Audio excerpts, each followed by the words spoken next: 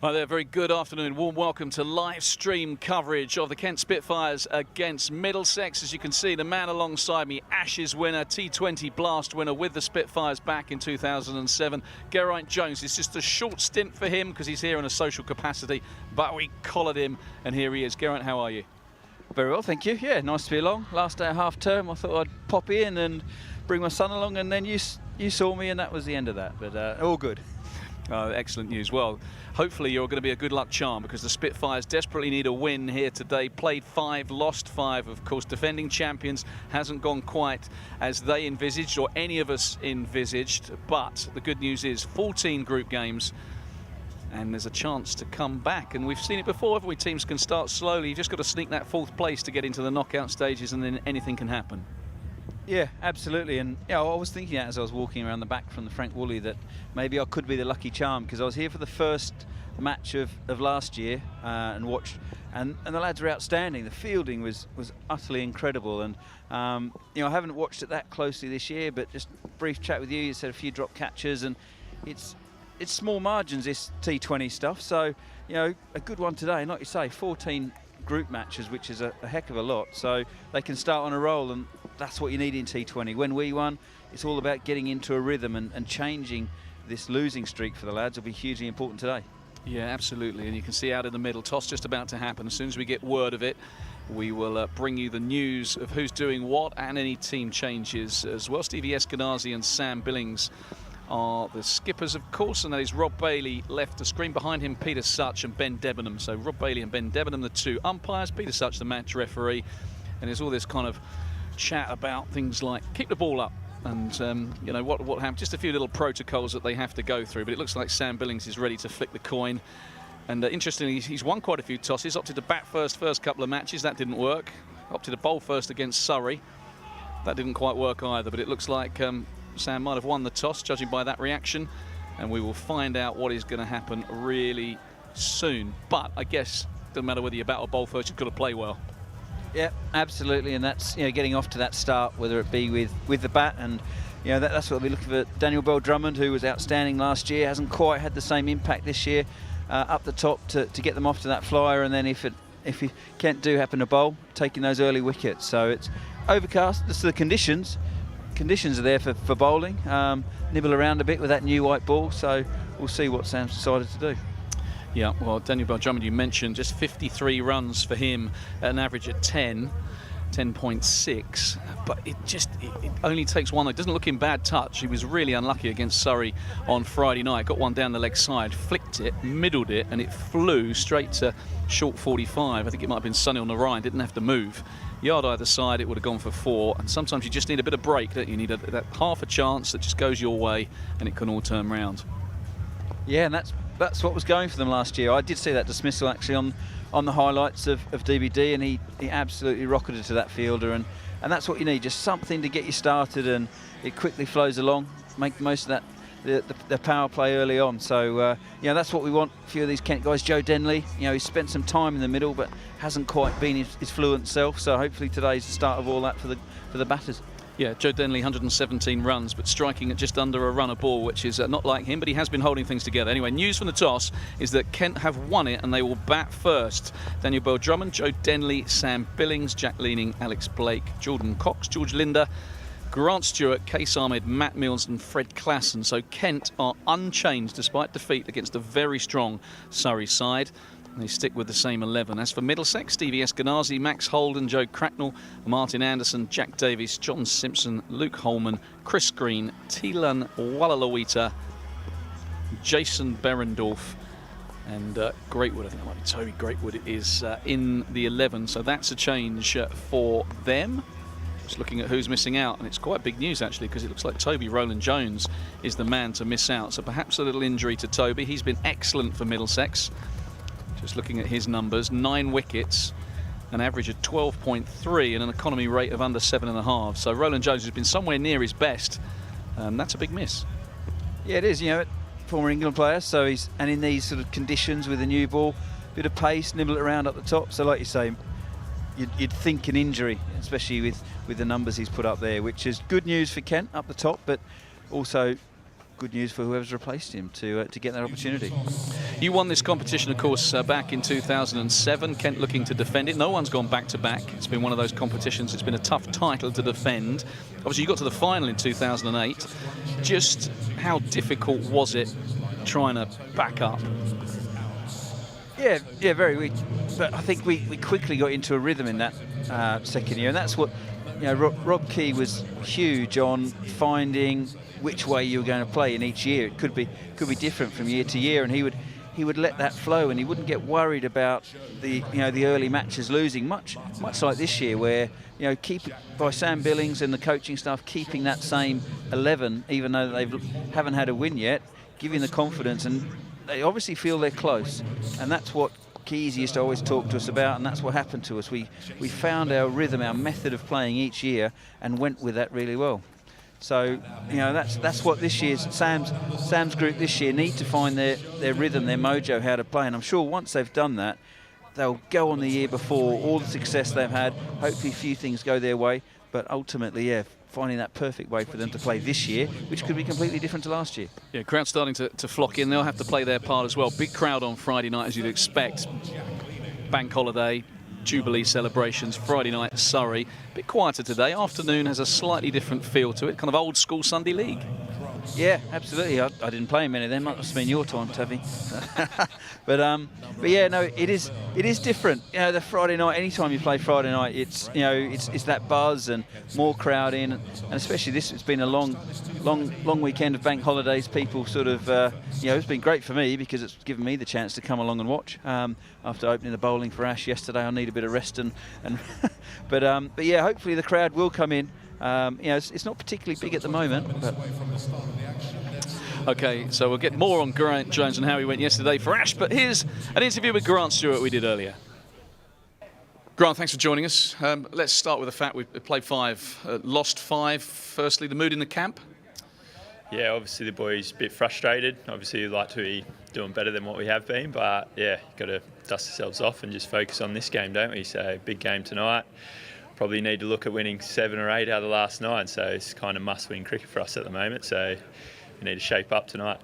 And teams have done it before, haven't they? Started slowly. We've seen it with Essex, seen it with Hampshire. Kent traditionally come flying out the blocks.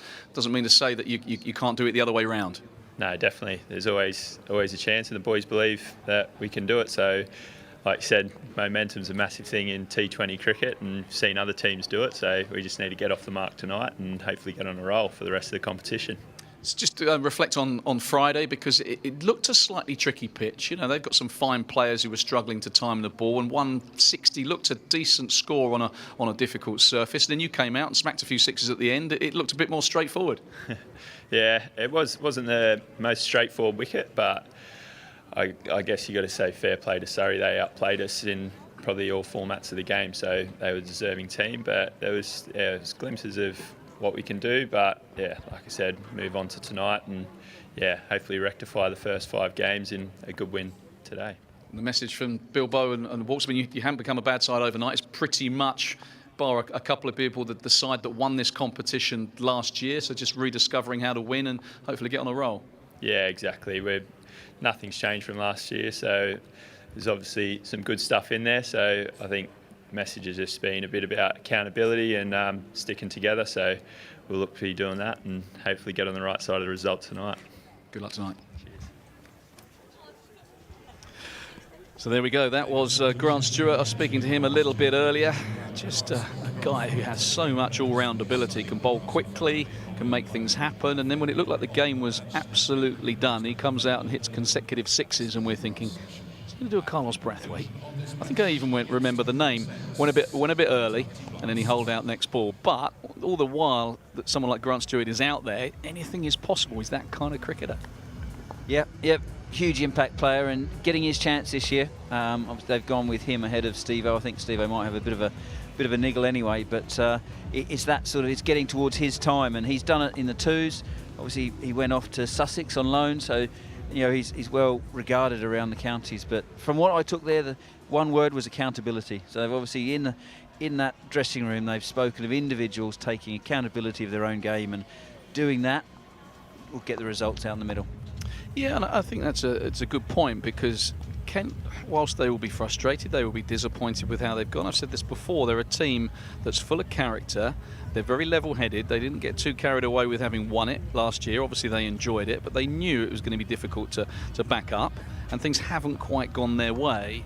I think a lot of teams, you'd see the heads go down and doom and gloom. I don't sense that from this Kent team. That's not how they're led and managed, and that's not the kind of guys they are. So that they are in a place, if Middlesex aren't at the top of their game and they can find some form, they are still a very dangerous outfit, the Spitfires. Yeah, and they've got some youth in there with Coxey, and he's with his fielding, he can change it and spark it, much like he did last year. So, as a group, they've got last year to call on. They know that they're well capable of getting onto a winning role, and it's just small moments where an individual makes a better decision than they have done in the previous 5. Absolutely. So fingers crossed the Spitfires can get back to winning ways. Play 5, lost 5 so far, but still all to play for. 14 group matches, of course. We'd like to thank our commercial partners and sponsors. Back with you in a minute.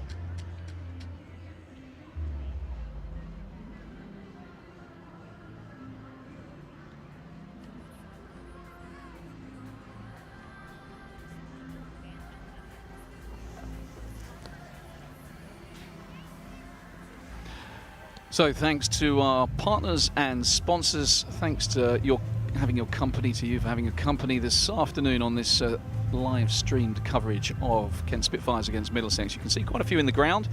Not a sellout today. Probably got the Queen to blame for that. Bless her. What a lovely show. I don't know if you caught any of that show last night. You were playing, weren't you? You were probably in the bar, but yeah, a wonderful display from Buckingham Palace, hosted by Lee Mack. Lots going on, and I think there's still plenty of parties around the county and around the country. Maybe why we were a few down. Also, the weather a little bit grizzly, but I guess, Geraint, the good news is that the forecast much better. We were sitting here on Friday night with Kent going down against Surrey, thinking, best we're going to get is 1 point from Sunday, because it looked like a washout. But things have improved. We're going to get a game of cricket. Kent need the 2 points. I was actually due to be playing golf today down at the lovely Prince's, but then the people who asked me to play said it's due some lightning. But yeah, there's no chance here, I don't think. I had a look at the forecast before coming down and looked pretty clear. So yeah, that's what Kent want. They don't want to have a non-match, and they want to get out there and make the most of it and get off to a start. So I'm looking forward to how they go in this early on in these few overs. Never quite sure how Kent wicket plays, to be honest. No, well, I think that's been one of the slight causes of concern. Adrian Long usually prepares some absolute belters here. The weather has been lovely for the first-class season. A bit of rain before the first T20, and also these games come thick and fast, don't they? So when you're playing on 3 different strips, it's difficult sometimes to get maybe the preparation time he would have liked. But certainly Friday night's wicket wasn't a belter. You've got the likes of Jason Roy and Sam Curran struggling to time it, and when they got 160 on the board, we thought, well, that's only par. And it was well above par, partly because of the quality of Surrey's attack. I mean, they had an embarrassment of riches. Sam Curran didn't even bowl, wasn't needed. Sonny on the Ryan, all the pace options of Overton and Worrell and Chris Jordan. I mean, they just kept coming, Surrey. Jordan Clark. But today, Middlesex, I mean, they're third in this group, played 4, won 3, did lose last time out to Sussex. Even they welcome Jason Berendorf, who's an international high-class left-arm swing bowler who might enjoy these conditions. So these teams that the Spitfires are coming up against, usually 2 overseas pros in each team and chock full of talent. Yeah, and playing against Kent with their record, they'll want a good start because they want to put Kent under pressure as quick as they can. And even from my time, you could never quite sure what pace at Kent wicket would be. So having sort of a few options is always good for a side. But Kent now, they've played a few here. They'll probably expect it to be a bit slower than what sort of some other T20 wickets are playing like. So the batters should be a bit used to that. Should have made some thoughts on what sort of shot options they'll be playing. But hopefully, for my son's sake, we see 200 plus. Yeah, that'd be nice, wouldn't it? Especially if Kent get 200 plus and Middlesex don't. That is Chris Green, one of the 2 overseas players. He has green shoes on, as if to emphasise the point that his name is Chris Green. He's got a green theme going on, but really, very much a kind of modern-day cricketer, isn't he? Been around the world playing T20 cricket, franchise cricket, and a good acquisition by the opposition. Lovely lad as well. I met him last year when I played a PCA match at Wormsley and had a good chat. And for a bit of a superstar that he is, he's mucked in and got involved with us and was just a good all round. But he's a heck of a bowler. Bowls it fast, tight economy rate. So he's going to be one that's tough to get away. So see what Kent batters do towards him. Yeah, absolutely. Dangerous customers. Chris Green, one of 2 Australians for Middlesex. Jason Berendorf, the other one, who made his debut against Sussex a couple of nights ago. But we're focusing on Kent. We heard earlier from Grant Stewart. Time to hear from Jack Leaning now. So, Jack, have we got to must-win territory? Yeah, I think so. We need to get a win just to kick our comp off, really, and just gain a bit more confidence back in the group, I think. Yeah, because it's just the Grant, it was the same team that won last year. So is it a momentum? Is it just a kind of confidence thing? Where is there's certainly not a lack of ability in this team? No, I think momentum's a massive thing in T20. Had we have won one of the tight games against Essex, and then the game after that, we probably would have been in a much different position now. But like you said, the beauty of the comp is it's 14 games, so there's still plenty to go. So there's no reason why we can't win the majority of them and still look to qualify. Looks like the same pitch you played Surrey on. Looked like a difficult surface. Any concerns about that? No, I don't think so. I think they just bowled incredibly well. I thought both sets of bowls bowled really well, to be honest. But usually, score of 160, 170, 180 gets you somewhere within winning the game. So I'm sure that'll be the target again today for whoever bats first. Good luck today. Thank you. So here we go. That's Jack Leaning. Just having a look. We mentioned that pitch there, right slap bang in the middle of the field, and that's a factor as well, isn't it? Because quite often you see the pitches just a couple to the right and then 2 down from that one. That's where they were playing, I think, against the Eagles, the furthest right of those ones that are cut, and that does really bring that short boundary into play, doesn't it? Suddenly you've got a bigger field, and Canterbury, the Spitfire Ground is quite a big field when it's banging in the middle. Certainly big enough for me. Yeah, and it also, I think there's a few Kent players. Sam Billings, for one, he plays that sweep slap shot incredibly well. I think it's come from the fact they quite often play with this shorter boundary. So to get down on one knee, he feels it's a safe attacking option because it's not much of a hit to get across. So you're right. Now moving into the middle, it's still not particularly big, but it will just change. We talked about accountability early on. It will change a few decision-making shots where they decide to, if they're looking for that boundary option, where they go. of course, what it does help is it helps the spinners, isn't it? I remember thinking of you mentioning, we were talking, one of those interviews was going on, Rob Furley, James Treadwell, two very fine spinners when we were playing, and they turn up, see a short boundary, and one of them probably tready sarcastic, means I might not play today. This was in his early days before he was kind of England established. But spinners hate short boundaries. You get a big field, big boundaries, and all of a sudden your Case Ahmeds, your George Linders come more into play. Yeah, and you can flip that. It could also be a bit of an attacking option where the captain uses them on that short boundary in trying to entice them, especially if, once we see what the wicket's like, if it happens to be that slow, sort of sticky thing, which might be a little bit of stop and turn, tempting batters to hit to that short boundary could also produce a wicket. So we haven't really got that today with the even sort of boundaries everywhere. So the Kent spinners will be able to sort of have their choice of ends and sort of go for their plan A. Okay, well, you can see the crowd continuing to flock in, which is great news. Most of them, no doubt, supporting the Spitfires. We'll tell you how many of you are watching on the stream in just a minute as well. Good to have your company. And we'd like to remind you that we want you to interact with us. So at Kent Cricket is the Twitter handle, #SuperKent. Tell us where you're watching from. Tell us your thoughts on all things cricket, all things Jubilee, if you wish.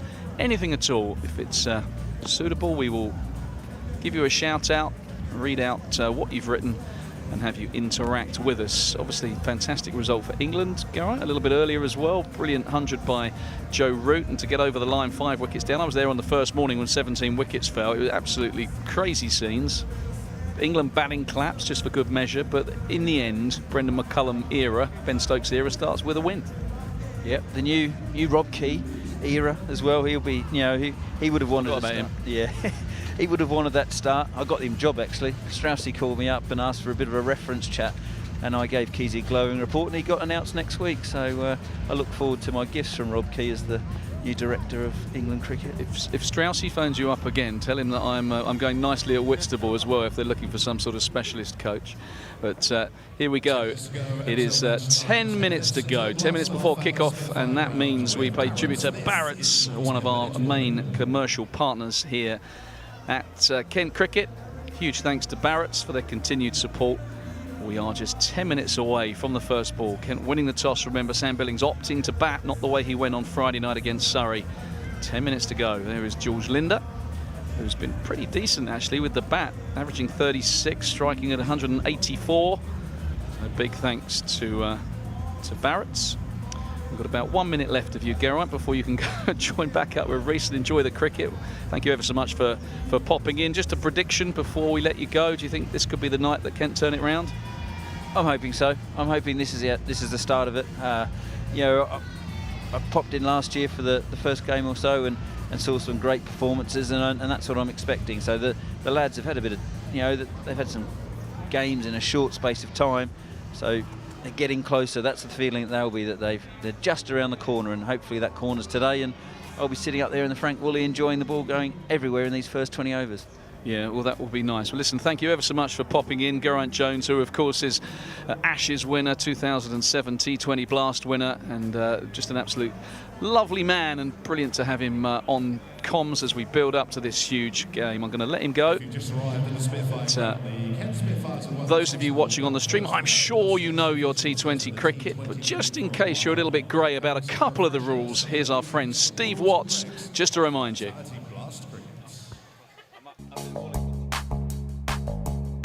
Each match is played by 2 teams of 11 players. Some are batters, some are bowlers, and there's 1 wicket-keeper. Both teams have a chance to bat and bowl. Look out for the coin toss. That's how they decide which team bats or bowls first. Each team has 20 overs to score as many runs as possible. The team with the most runs wins the game. 1 over is made up of 6 good deliveries from the bowler. To score runs, batters hit the ball and run between the stumps. If the ball reaches the boundary, it's 4 runs, and if it gets there without bouncing, that's a 6. While the batting team is scoring runs, the bowling team are trying to stop them and get the batters out by taking wickets. A few ways batters can be out are bowled, caught, run out, stumped, and LBW. Watch out for signals from the umpires, fours, sixes, wickets, and these when a bad delivery has been bowled. Bad deliveries add runs to the batting team's score, and the bowler must bowl an extra ball. If you see the umpire doing this, the next ball is a free hit, and the batter cannot be out, bowled, caught, LBW or stumped. And those are all the basics you need to know to get behind your team in this year's Vitality Blast competition.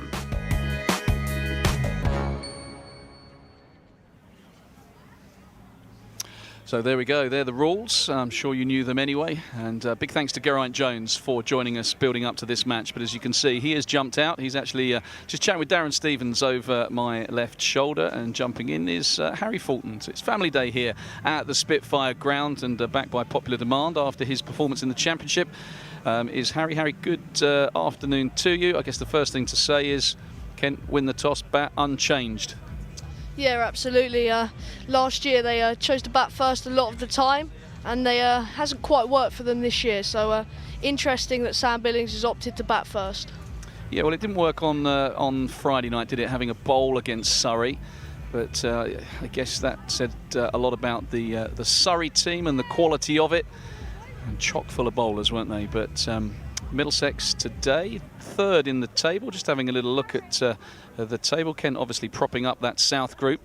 But we have Hampshire, who got their first win last night. Glamorgan on 4 points, Essex on 5, Gloucestershire on 5, and the top 4, Sussex on 6, Middlesex in third place on 6, and then Somerset and Surrey on 8. So I guess what we have to do is just try and win enough games to snag 4th place and qualify, and then anything can happen. Absolutely. They talk about that 6-point mark. If you 6-game mark, if you win 6 games, you're there or thereabouts. And I think that's what Kent have to look to do. They're probably not going to win the group. That's probably gone now. But they've just got to look to get that 4th spot. And I think if they can get 6 games, they've got 9 games left. If they can win 6, they'll be there or thereabouts. Win 6 from 9. Good to see that you've done your homework and got a few stats. But yeah, Surrey played 4, won 4, 8 points already, so they're heading towards that magic 6-win mark. Somerset played 5, won 4, and they look like the form teams in this group. And Middlesex, who were 3 from 3, came unstuck against Sussex the other night. As we just see the kids, the players are going to run through them. Some excited youngsters on the hallowed turf here at the Spitfire Ground. Kent winning being egged on. Exciting times for them, and I guess nervous times for the players, particularly the Kent batsman. Daniel Bell-Drummond, I mean, we saw his dismissal the other night, didn't we? Clipped one off the middle, picked out short 45 on the leg side. So unlucky. They're the small margins of being a batsman. Yeah, important Joe Denley and Daniel Bell-Drummond start well tonight. They haven't quite made the most of that power play this year. They actually topped the statistics of the power play last year with a average of 53.2, and they haven't reached that mark so far this year. So important they get off to a good start. Yeah, just looking here, it's a good point you mentioned. I mean, Daniel Bell-Drummond, 53 runs, average of 10, highest score of 31, so 4 knocks.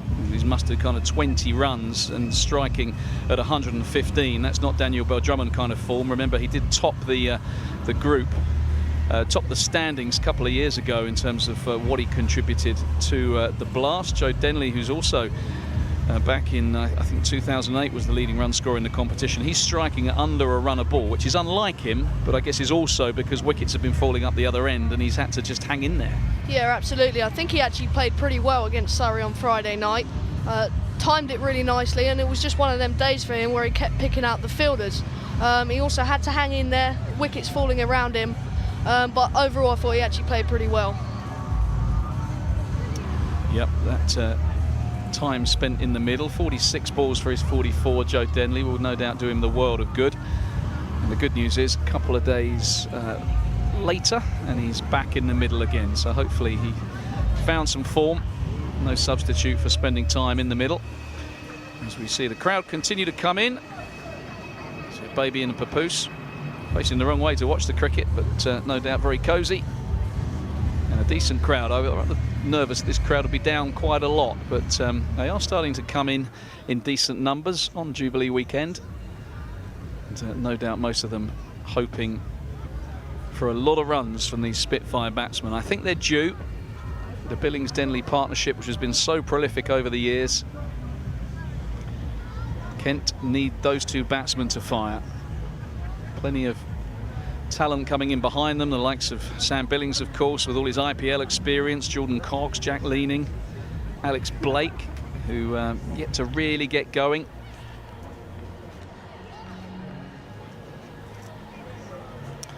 So here we go. The kids welcome the Middlesex players onto the pitch, led by their captain Stevie Eskenazi. A team that has played 4, won 3, and sit third in the South Group. Jason Berendorf and Chris Green, their overseas Australians. And behind them, the opening pair we were just talking about, Joe Denley, right of screen, who played nicely the other night but was running out of partners and saw that required rate keep climbing. And Daniel Bell-Drummond, formidable in the last few seasons in white ball cricket. I think he's due.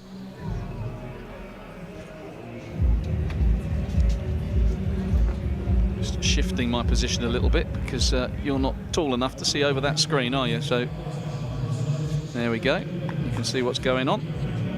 So that is Daniel Bell-Drummond, slap bang in the middle of the picture.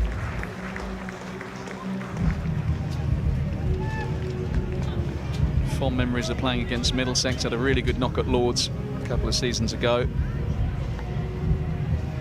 And Middlesex, who won this competition in 2008, beat Kent in the final. I'm sure a lot of Spitfire fans will remember that.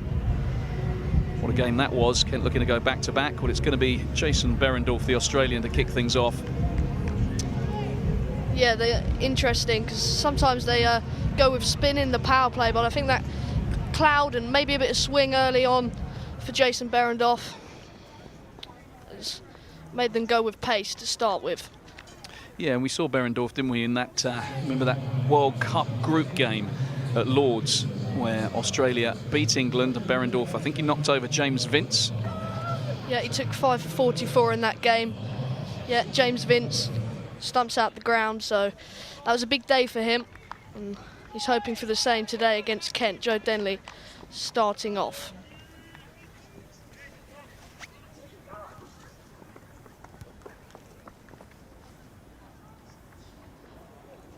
Berendorf is in and worked for the legs by Joe Denley, and they'll come through for a single. You're just looking at the single leg bite. Some early swing from Berendorf, and that is the way he likes to operate. Get it full, bend it back into the right-handers, try and threaten those stumps. Yeah, and will help with the Canterbury slope, helping that swing. All coming into the batsman. Yep, that's where you tend to see the left armers operate. From the Nackington Road end, Berendorf, who made his debut against Sussex the other night. 4 overs, 1 for 23, so already at under a run a ball. Berendorf is in once more, and solidly behind is Daniel Bell-Drummond. Pace just shy of 80 miles an hour as he gets into his work. You don't think of Berendorf as being lightning quick, do you? It's all about the swing that he gets, the late movement. But already up at 80 miles an hour. It's no slouch. No, Jason Berendorf, replacement for Shahid Afridi, who is needed for Pakistan duties. So he was their replacement as he's in again, and Daniel Bell-Drummond's prodding forward, and it's the first wicket for Middlesex. LBW, not the start Kent would have wanted. Yeah, Daniel Bell-Drummond has to turn and go. Classic Berendorf. And I feared for him as soon as it hit him, and you can see he looks absolutely disconsolate, does Daniel Bell-Drummond. Just wondered whether there might have been a hint of inside edge, but it matters not. There's no reviews in the Vitality blast, and he has to trudge from the crease. So the end of Daniel Bell-Drummond. It hasn't been his campaign so far. So much for my theory that he was due. He doesn't look in bad touch to me, but it's high quality fast bowling as we see the replay. Bent back in. Just a question of whether it had done too much and missed leg stump with the slope you mentioned, Harry, but I think it was probably crashing into leg. I think that's probably fair enough.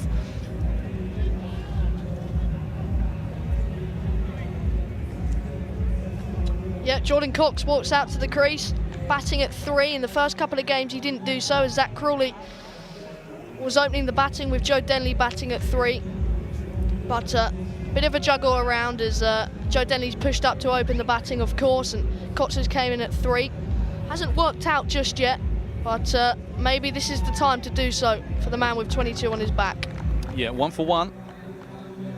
So what it does mean is that he has plenty of time at the crease here, Jordan Cox, but overcast conditions, and Behrendorff is a quality operator. Behrendorff charges in again, worked into the leg side by Cox. They run hard, but declined the 2. Yeah, that is Chris Green doing the work. He's got a bullet arm, the green shoes. You can spot him a mile off. So Joe Denley, best of 44 in this season, in this campaign. That was against Surrey the other night. It was a watchful innings. It wasn't at his fluent best, but it was what the team needed. Behrendorff bowls again. It's slapped through the offside by Denley. Just a bit of a trot down the wicket, a bit of whip offered by Behrendorff, and Joe Denley wasn't missing out. Yeah, it's a hell of a shot, and it really signals his intent. Joe Denley. Whack. Perhaps Joe's just going to throw caution to the wind here. Just, you kind of know from Behrendorff the length you're going to get. He's not going to slap too many in. He might now. We've seen Joe Denley advance, but that was a high-quality cricket shot. Denley's away. Behrendorff in again, and this one is defended by Joe Denley. Bit of a change of the field before that ball. Third man came up, and a sweeper went on the offside. So we had a deep square and a sweeper out on the offside. So bit of a change as the first over finishes, 6 for 1. Yeah, 6 for 1, and those speeds all around the 79-mile-an-hour mark for Jason Behrendorff. No real effort balls in there, no change of pace. That's something that he will probably bring into his repertoire, the change of speeds, because if you bowl everything at the same mile per hour, the batsman will get used to you. So Martin Anderson is coming on from the pavilion end. Again, going with both ends with pace bowlers. Yeah, can bowl quickly, Martin Anderson. All-rounder, likes to hit the deck. You expect quite a bit to be banged in here. Just looking at Joe Denley's record, 400s, strikes at 120. Anderson bowls, it's full, it's clipped into the leg side, just a single out to deep square. Yeah, and that one as well, 79 miles an hour. So pretty much every delivery so far at 79 miles an hour. Anderson's a bit quicker than that. He can get into his work, he can bowl mid-80s, and he will look to thump the pitch hard, I would think. It is slow, and they like to operate at bail height. That's what they try and do. Anderson charges in again. It's a solid defensive. Joe Denley. Yeah, Joe looking really solid when he defends. And mixing that up with that skip down the wicket and that lash through the offside. So, good start for him. Looks in already in better touch, and that's probably by virtue of spending a bit of time at the crease. Joe Denley uses his feet again. It's been clipped over mid-wicket. And I don't know if it's gone all the way. It was in fact 6. So Joe Denley brings his first maximum this afternoon. Again, that's a positive intent shown by the use of his feet. And it was a beautiful shot, beautifully timed by Denley. Yeah, one bounce into the crowd.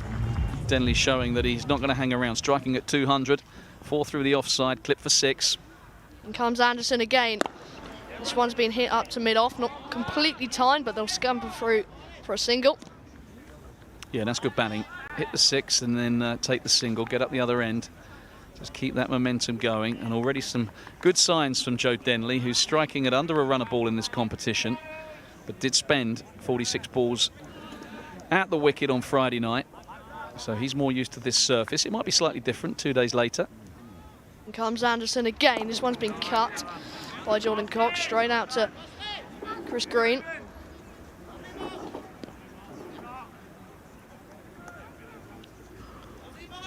So if you're just joining us, good to have you with us. Good to have your company. 7,000 plus of you on the stream. You might have missed Daniel Bell-Drummond, LBW to Jason Behrendorff. Cracking bit of bowling. So Anderson bowls again, and might have been a slower ball, that. Yeah, just 70 miles per hour, so it was in fact a slower ball. Did Joe Denley, but no harm done. 15 for 1 after 2. It's after the loss of that early wicket, which fell when the score was 1. Daniel Bell-Drummond going for a duck off 2 deliveries. Kent, courtesy of Joe Denley, just getting a foothold in this game. 15 for 1. Denley with a boundary and a 6. No surprise to see Behrendorff continuing all the while this ball's swinging. He's a threat. Yeah, pretty good first over. He's continuing here. A bit of width. And Jordan Cox glides it through the offside for a single. Yeah, so third man up, as you mentioned, in response to that cover drive by Joe Denley. So third man up and deep cover back.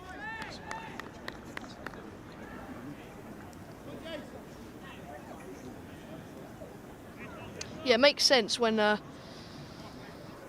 pace of his bowling is just under 80 miles per hour. The rundown is on, but Daniel Bell-Drummond's the king of a rundown, and he's gone as Joe Denley hoiks over extra cover, and they're going to chase this hard, and they'll come back for a couple. Yeah, it was a bit of a hoik, wasn't it? A bit of a slap, but good intent again, using his feet down the wicket. Sometimes when you're not in the best of nick, you've got to find ways of getting yourself going, and Denley did that with that dance down the wicket in the first over, hitting Behrendorff for 4, and he's decided that that's not a bad plan of attack. Yeah, just 65 miles per hour that last ball, so another slower ball from Middlesex. As Behrendorff bowls again, works into the leg side, and they'll trot through for another single. So some good early signs here from Joe Denley and the Spitfires. Looking to post their first win of the campaign. Played 5, lost 5, not the start they would have hoped for. They usually come out the blocks really quickly, the Spitfires. They did so last year, but different ways of getting the job done. And if they can win today against an informed Middlesex team, get some confidence, you never know. Behrendorff in again, another slower ball glided through backward point by Jordan Cox. We were just talking about third man up, and didn't play into their hands on that occasion, but they were good fielding by Toby Greetwood, and they'll come back for 3. Yeah, good bit of work from Greatwood. Back in the team. No Toby Roland Jones, so they're going to miss Roland Jones, leading wicket taker for Middlesex in this year's blast. Not quite sure what's up with him. Greatwood replaces him, but that was a nice shot from Cox. Short, pulled away by Denley, and it's going to bring another 4 down the slope. So as we were saying, good early signs by Joe Denley. He moves on to 18 of just 10 balls. Yep, and that's what can happen to the bowler when you've come down the wicket and slapped him over extra cover and through the offside. Causes him to pull his length back, perhaps feeling that Denley was going to charge again. Bangs it in, and that brings that little flick pull into play. So Denley 18 off 10. Decent start for him. Behrendorff in again, short ball. Did it hit that? Did it hit him on the shoulder or? Oh, I think he edged it. 4 runs. Yeah, 4 more to Denley. So a good start from Kent. 30 for 1 after 3, going at 10 and over. So good signs for them. But Behrendorff won't be too disappointed with that delivery. It was a good delivery, bit of extra pace, took off a little bit, and Joe Denley could only get a nick on it, but it went all the way for 4. Yeah, well, 2 things to say about that. One, I'm pleased that education's paying off and you work out that it's 10 and over. So that's good to know. But also, it's just Kent, you feel, have needed a little bit of luck. Everything they've touched so far in this competition has gone wrong. We think of that Daniel Bell-Drummond dismissal the other night.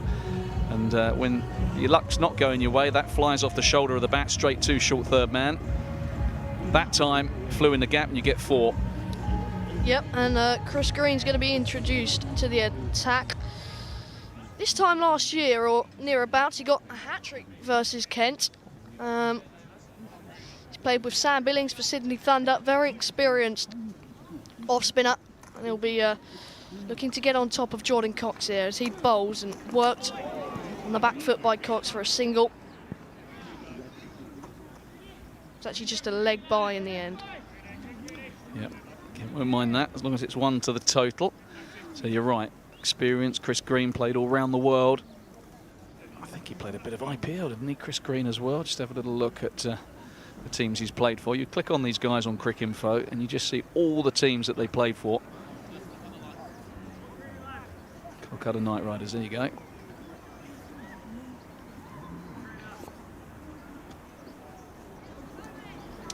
Coming around the wicket now is Green and punched into the offside straight to Max Holden. Yeah, Max Holden doing the fielding. They've got some good fielders. Holden probably the best of them. Usually operates in the cover area.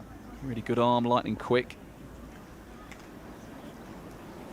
So Green is in again. Clipped into the leg side, and they'll come through for the single. No mid wicket up in the ring, which is possibly why he's coming around the wicket to try and stop that single. Yeah, Chris Green will try and get across there himself. He's a wonderful fielder, very much the modern cricketer. Can give it a whack with the bat, decent off spinner, gun fielder. He does come over the wicket now, which is why that mid wicket on the ring is in, and they work it to square leg for a single.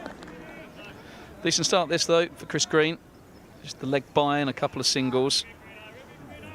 He's a big field here. I was saying to Geraint Jones, and thanks to Geraint for his company in the build-up.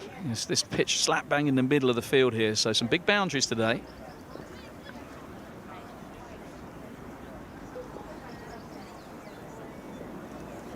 Green in again, slapped, swept hard, and it's going to be in the gap, and it'll go all the way for 4. Good shot by Joe Denley. Yeah, really good shot, because I think this was a bit fuller than he thought, because when he got into that slog sweep position, just for a minute I feared for him, because I thought it might just get under the bat, but he actually played it with quite a straight bat in the end, and that's a high quality shot in between Joe Cracknell and the man at deep mid wicket.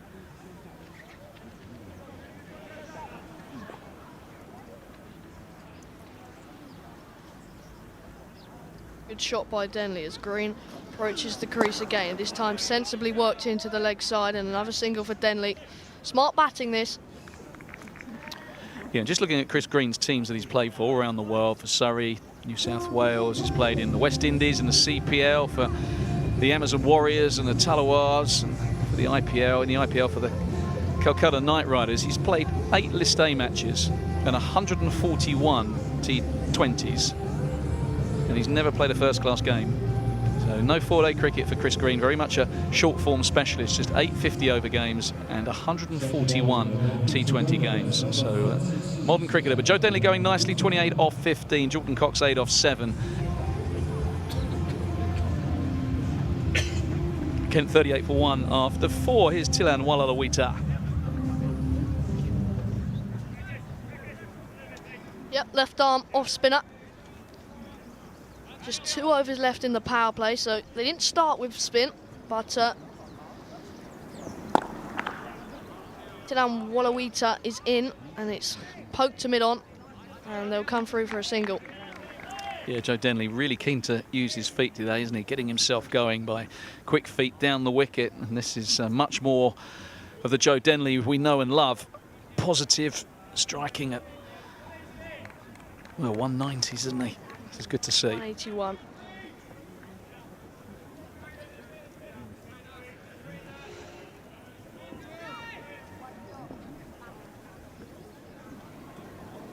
Cox is on the back foot and cutting. Straight at cover, no run. Yeah, he will mix his lengths up. Tilan Walalawita can give it a tweak, but he's also clever. He'll toss the odd one up. He'll fire a lot through as well. So watch his changes of pace. Cox on the back foot, squeezing it to point, just a single. So Tilan Walalawita, an economy rate of 6.8 from his 60 balls he's sent down in this campaign. 3 wickets, best of 3 for 18. Picked up those 3 all in one performance. Joe Denley charges, goes over mid-on. It'll be 1 bounce 4. Mid-on came up for Joe Denley. 2 went back on the leg side, deep mid-wicket and deep square. He won't mind him working for a single against the spin, but he made the sensible move. Coming down the wicket, going over mid-on, a good option. Didn't get all of it, but got enough of it to get over mid-on, so... Yeah, and I think mid-on might be better placed going back, because the way Joe Denley's running at everything, you think he's going to hit pretty straight. This time an inside edge. Yeah, I don't think... If there's not a lot of spin in this pitch, and now we're seeing a field change. Yep, square leg coming up, and long on now going back. Yeah, you can see long on in the distance there, so that'll stop that one over the top. Tilanwala Lawita. Pause. Yeah, just sometimes bowlers do that, don't they? He's not quite happy with his field, or perhaps he's got a sense that Joe Denley's going to maybe reverse him or do something different, and he just pulled out. Charges to Denley, slaps it hard at mid-off, it's beaten. The diving. Yeah, Stevie Eskenazi at mid-off.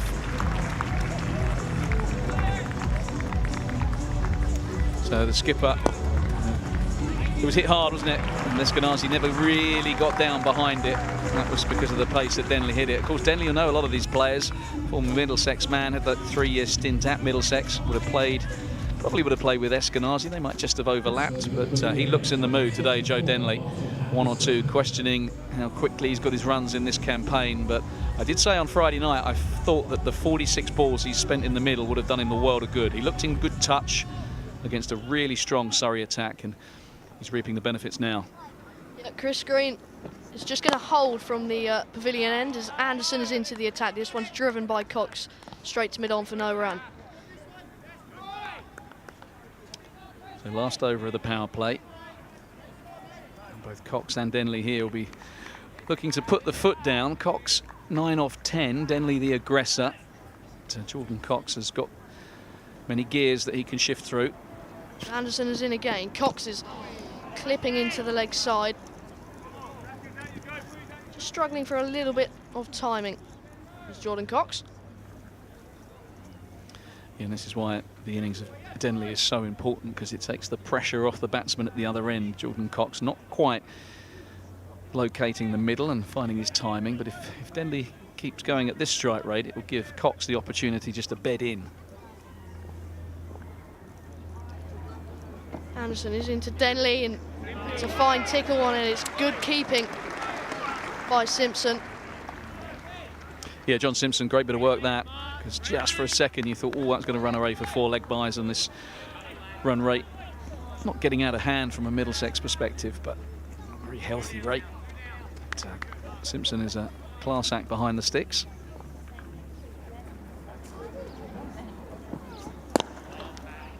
Anderson in again, deep in his crease is Joe Denley, punching it back, and a good stop by the bowler.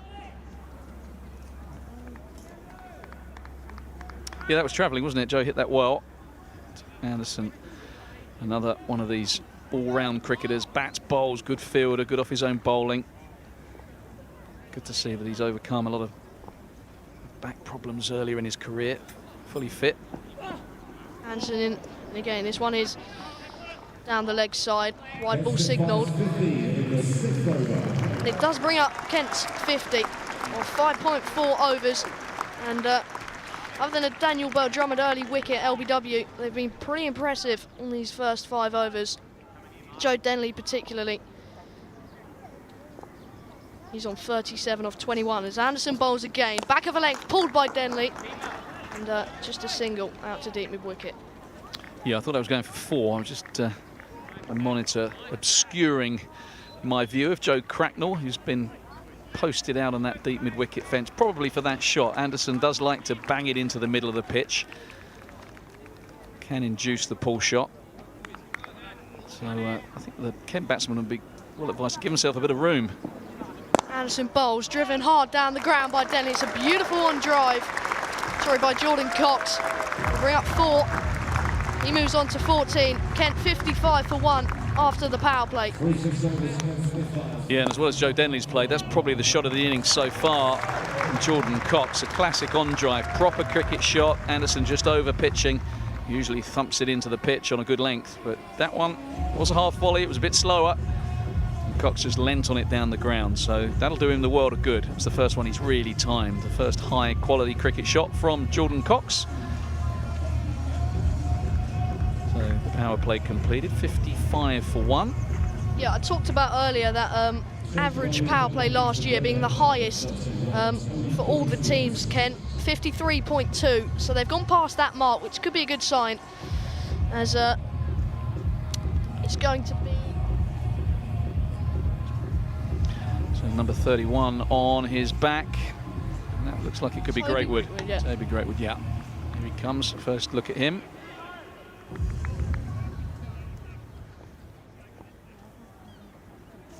Field spread immediately, all out on the leg side, suggesting he's going to bowl pretty straight, and he does that as Joe Denley works it into the leg side. Timed nicely, just the single out to Chris Green. 20 years of age, Toby Greatwood. Just the one List A game so far. Played against Kent, actually, at Radlett in the Royal London One-Day Cup last year, back in August, when obviously Middlesex was shorn of a lot of their big guns with the 100. Slower ball, off cutter by the looks of it, out to long on, just the single. And the fact that he's on T20 debut and the likes of Toby Rowland-Jones is missing out, I presume because of injury, maybe rested. Toby has had a history in the recent years of injury. Just wonderful to see him back on a cricket field. Toby Rowland-Jones, high quality operator, international class bowler, did brilliantly against South Africa, so wonderful to see him back on a cricket field. Hope he's okay. Joe Denley using his feet again, slapped into the offside. Good stop at mid-off, just the single. Good signs from Denley. He's not hanging around, is he? Going to go and meet the ball, not waiting for it to come to him. Plenty of positive intent, but yeah, Rowland-Jones not being there and Greatwood into the attack. You wonder whether Kent might have gone, okay, we'll have a little look at this youngster, maybe we'll target him, look to get after him, put him under pressure. Just 20. Jordan Cox plays a good-looking cricket shot, but half stop by Greatwood, and a trot through for a single. So we're once again 79 miles an hour. That seems to be the pace that the majority of these Middlesex bowlers have operated at. Yeah, they've mixed it up pretty well, though. There's been quite a few slower balls. Maybe just feeling like the last couple of games here at Canterbury have been a bit too paced the wickets, so that could be the reason why they've gone to them slower balls quite early on. It's Greatwood. Trots in again to Joe Denley, back in his crease, clipped nicely, but again just the single. It's been a pretty tidy over by Greatwood so far. Yep, single off every ball so far, and be very happy to operate at conceding 6 runs and over. Looked to bowl very full, hasn't he? Very full and straight. And quite right, can't really afford any width. Bowl full and straight, the captain can set a field to that. Long on, long off, a back. Wonder if the ramp shot is a possibility. Yep, Jordan Cox works into the leg side. Another example of a slower ball. And they'll push hard here, and they do scatter back for a couple. So good batting by Jordan Cox, and that will finish the over. 7 from it, 62 for 1. Yeah, statistically, I think I mentioned the other night when on commentary with Steve Watts, the 7th over is the most economical traditionally in 20-over cricket. A bit of a breather after the frenetic power play, so it's not the worst over to bowl, and I think that's quite good captaincy from Stevie Eskenazi. Youngster on debut, what over are we going to give him? Well, let's give him the 7th, get him into things. Here's Walla Lawita, change of ends for him. Yeah, you talk about a frenetic power play, though. I've been impressed with the way Joe Denley and Jordan Cox have gone about this. They're going at 9 and over, just under 9 and over, and they've not really played any risky shots, all proper cricket shots. No real risks, so they played really nicely in these first 7 overs. Yeah, it's a good point. A couple of down the wickets from Joe Denley, but nothing too sloggy. This one's cut hard, straight at extra cover. No run. Yeah, that's Eskenazi at extra cover, the skipper. You quite often see a skipper field in there. If you'd just beaten him, it might have gone for 4. You can knock that in the gap easy enough, but Denley wanted a boundary. This one's pulled, and it's pulled all the way for 6. Just dropped short, and he's on the back foot. And hit it hard out the middle of the bat, and clearing deep mid wicket by a fair few metres into the stand. Yep, good batting this from Joe Denley. Just vintage Denley. Great to see him back approaching his best. Too short from Wallaluita, he'll know that. But, Denley, in the early stage of this competition, might have been content to knock it for a single. Not so tonight. Yeah, this one's been hit hard out to long off. Holman in front of us. Yeah, not a lot of spin on offer, it would appear. Luke Holman, who just fielded that one, is the other spin option for Eskenazi. The talented young leg spinner. Picked up 10 wickets in the championship match against Sussex at Hove last year. Dangerous lower order batter hitter. He's got a bullet arm as well, another all-round cricketer. Worked into the leg side by Cox. Chris Green at long on. Always fascinating, the fielders at long on, suggesting they've probably got the best arms, probably one of the best fielders in the team. Chris Green on long on duty for Middlesex. As Joe Denley works into the leg side, just a single. Chris Green does the fielding once more. Those trademark green cricket shoes. But not a lot of spin here. Kent quite happy just to punch down the ground, not worried about one turning past the outside edge. That one may have spun just a little bit as Cox is working into the leg side, outside edge. No harm done as it's a single out to long off. Yeah, and almost the commentator's curse, wasn't it, saying the ball wasn't spinning and you could just push it down the ground with impunity. Well, that one did straighten just a fraction. Leading edge for Jordan Cox. He's 20 off 17, but Joe Denley, what a hand he's played. 49 off 29, striking just shy of 170 runs per 100 balls. So good start from the Spitfires. 72 for 1 off 8, 9 and over.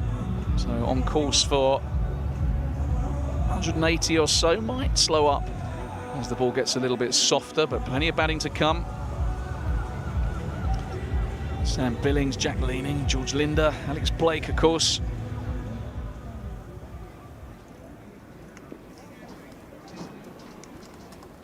Great wood into Cox. They, Have to hurry here. Run out. But, Cox just about scampers through. Not a fully committed single, bit of stutter, but they got through in the end. Yeah, didn't quite know where it had gone, Jordan Cox, did he? Thinking of Colin de Grandhomme in the Test match that has just finished when he got run out. A wonderful win for England this morning. A real great start for the Stokes-McCullum era. 100 for Joe Root, back in the ranks, of course. Great wood into Denley. Worked into the leg side. It's going to bring up Joe Denley's 50. He's batting really nicely. Good tempo. He'll bring up his 13-second T20 50. This came off 30 deliveries, 2 sixes, 6 fours. Yeah, well played, Joe Denley. Great to see him back to his best. Watched him the other night. He just looked a little bit forlorn as he couldn't get the ball away, but he has been fluent. As Cox pulls hard out to deep square. Because it was hit so hard, they couldn't come back for a 2. Just another little mix-up. Yeah, Jet Davis out there on the deep square fence. Good bit of work from him. Wicket keeper, actually, but good fielder as well. So many keepers these days got good arms. You think of Sam Billings quite often in the outfield for England. Keep, field, probably bowls a bit as well. Decent batsman, young player with a big future. So Denley again working into the leg side. Making good sound off that bat tonight, Joe Denley. Indication he's timing it. Nice kind of crack off the middle of that Stanford bat. Wasn't making that sound on Friday night. No one really timed it on Friday night. It's the same pitch we're playing on. Just wonder whether a bit more rolling, more preparation time. Just flattened it out a touch. Great into Cox. Driven into the offside. And they'll push hard. They'll come back for a second. Good running by the pair. Jordan Cox moves on to 23. 23 of just 20 deliveries. Yeah, good running that. Joe Denley, 36 years of age now. Whippersnapper when you compare him to the 46-year-old Darren Stevens, but at 36 he can still shift between the wickets. He's Had a little bit of elbow surgery in the winter, but he's still got a bullet arm and can still strike it. And he's really encouraging signs from him. And this partnership building nicely. Great Wood in again, pulled hard by Cox, out to Chris Green. Always seems to go to Chris Green at the moment, always in the action. Yeah, looking like he might be bowling soon as well.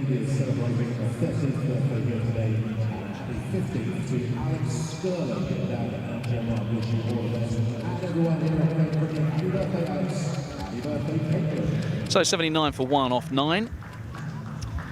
Spitfires, really encouraging start. 2 nights ago we were looking at the forecast for today and thinking, oof, might not get any action on Sunday.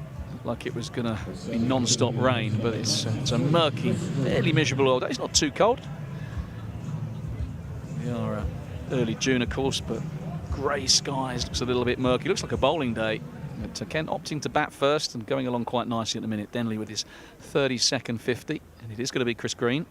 Chris Green with a mid-wicket in could be tempting Jordan Cox for that reverse sweep.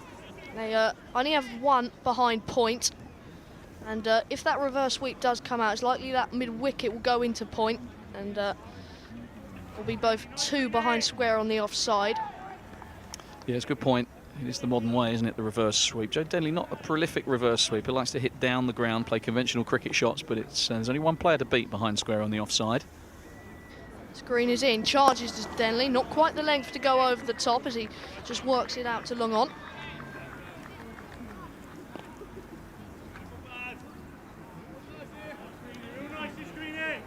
So decent bowling this from Green and Greatwood, actually, just trying to get a bit of a squeeze in these middle overs. Greatwood going at 6.5s. Green into Cox, there is that reverse sweep. I don't know if it's came off the pad or if it's byes. It's gone all the way for 4, and it will in fact be byes. Yeah, it's unlike John Simpson to miss those, but we'll just have another little look at this. Sometimes when the batsman's flapping around, it just missed leg stump. I think that's what confused Simpson, and in fact, you see a ball miss leg stump and go for byes, you'd imagine it would almost be wides, wouldn't it? I guess the reverse sweep changes that. Sweep sometimes. They don't give them, do they, down the leg side, but Simpson misses that. It was a tough one to take, in fairness. Yep. Jordan Cox this time does go down the ground, just short of long on.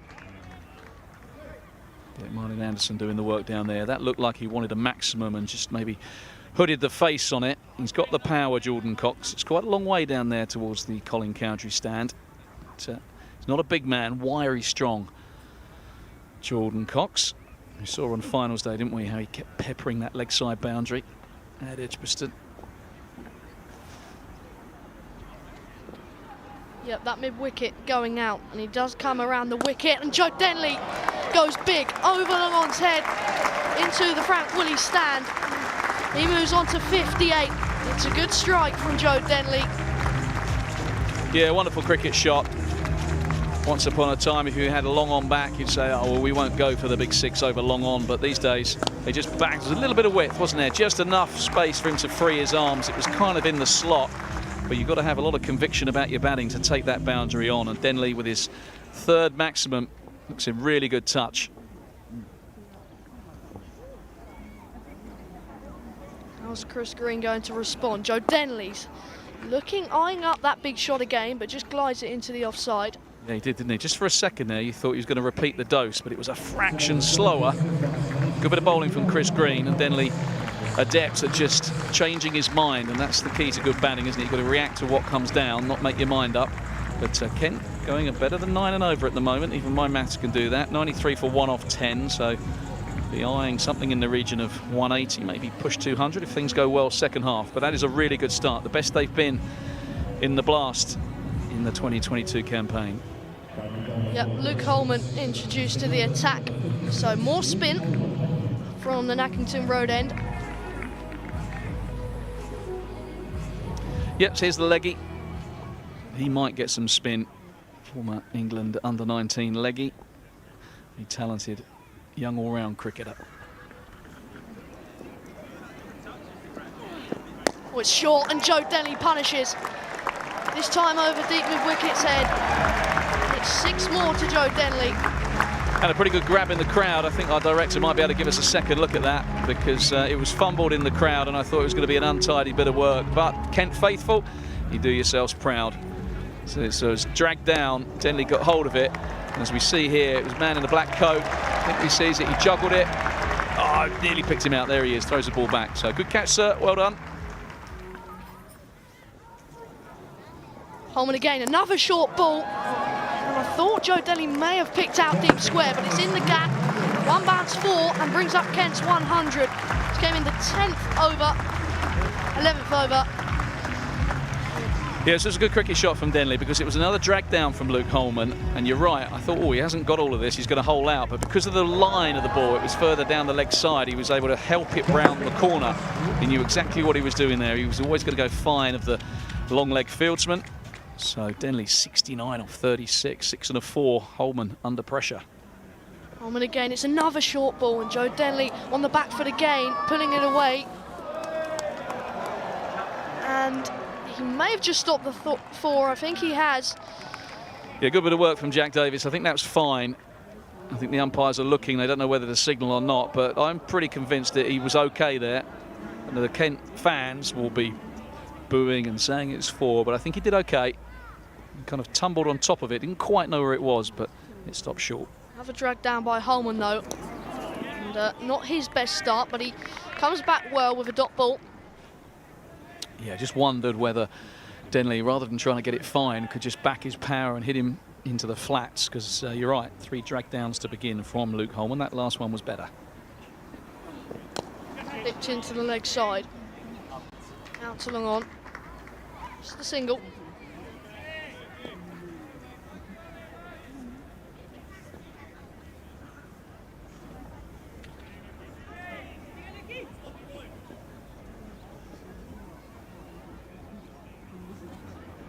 Holman in again to Cox. It's another drag down, and Cox has struck it well. And it's going to be another 4 for Kent. They move on to 110. It's been a very good over.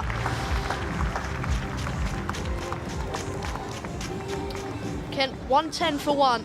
Yeah, 17 off that Luke Holman over.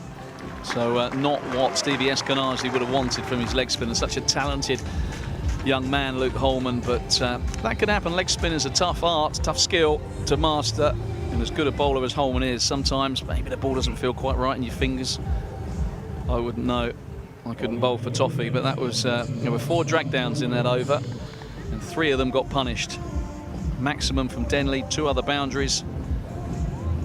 He might have been lucky to get away with another one. So good start this from the Spitfires, 110 for 1. Cox going along nicely, 30 off 25, but it is Joe Denley back to something approaching his best. Yeah, Greekwood back into the attack. Into Denley, works into the leg side. He's been pretty tidy. Just the 14 runs off his 2 overs now.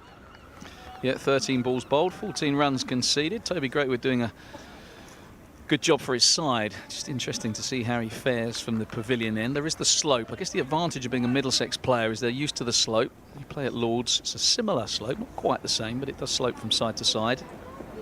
As Cox pulls into the leg side, struck well, straight at deep square though. Yeah, Cracknell out there. Good arm, often seen on the square leg boundary, brings Denley back onto strike. A bit early to start talking about a Denley 100, but just with that torn hamstring in the first championship game and a slow start to the season, could now be his time. Charges again, does Denley. Might have been a slower ball. Yeah, it was. Just an off cutter, I think. 69 miles per hour.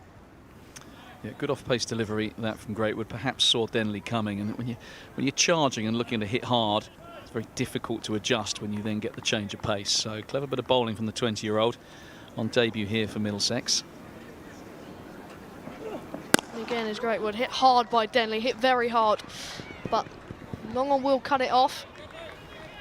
Luke Holman stops the 4, just the couple for Denley.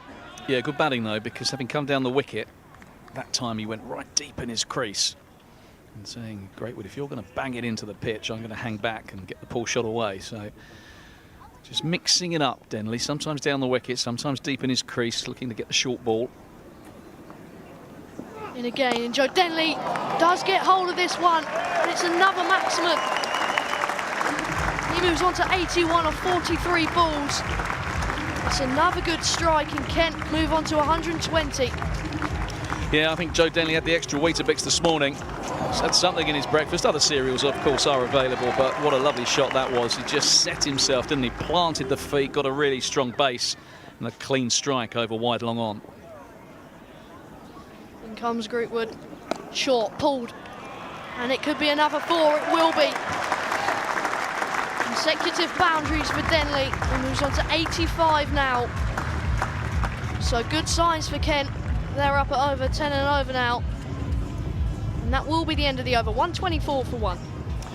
Yep, Greatwood, excellent until those last couple of deliveries. And then Denley got after him. And that can happen to any bowler, let alone a young bowler. But a couple of good overs for Kent, just as Middlesex threatened to get a grip on the game.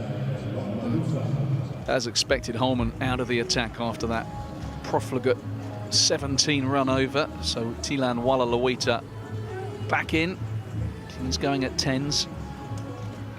2 overs for 20 so far. So that's the Spitfire scorecard, 85 of 44. Pulled hard by Cox. And they'll come back for a couple. Good fielding by Green. Yeah, Chris Green, as you said earlier, in the thick of the action, but these balls that are just being dragged down a fraction have been hit so hard that the boundary fielders can't take a straight line to the ball. Got to run round it, stop the 4. Sliding stops mean the batsman can get back. And again, and Cox cuts hard out to the sweeper.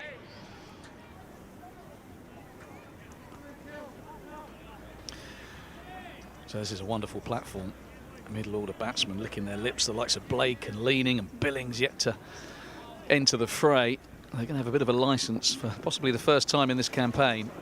Joe Denley punches into the offside, picks out extra cover. First dot in a while for Kent. Yeah, probably better off just dropping that into the offside than taking a quick single. But when you're looking to strike everything hard, very difficult to then mix it up with a little drop 1. Good bowling from Walla Lawita. Joe Denley charges and hits straight and hits hard. And it's all the way for 6. So he moves on to 91 now, just 9 away from that 100 mark. And he's timing the ball magnificently. Yep, straight down the middle of the fairway, that one, didn't it? Straight over the umpire's head. Wonderful cricket stroke. Denley flying at the moment.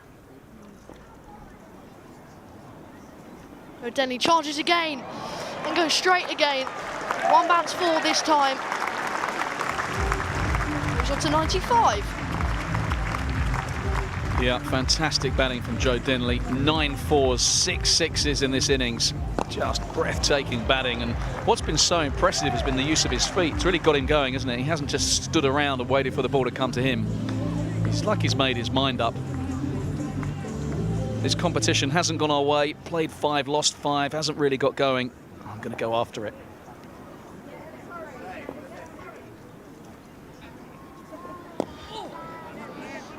This time a slightly ugly looking shot by Denley, inside edge into the leg side.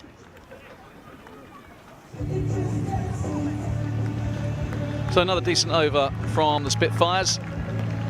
138 for 1. Still 7 overs remaining, so you're thinking they're going to be looking in excess of 10 runs and over.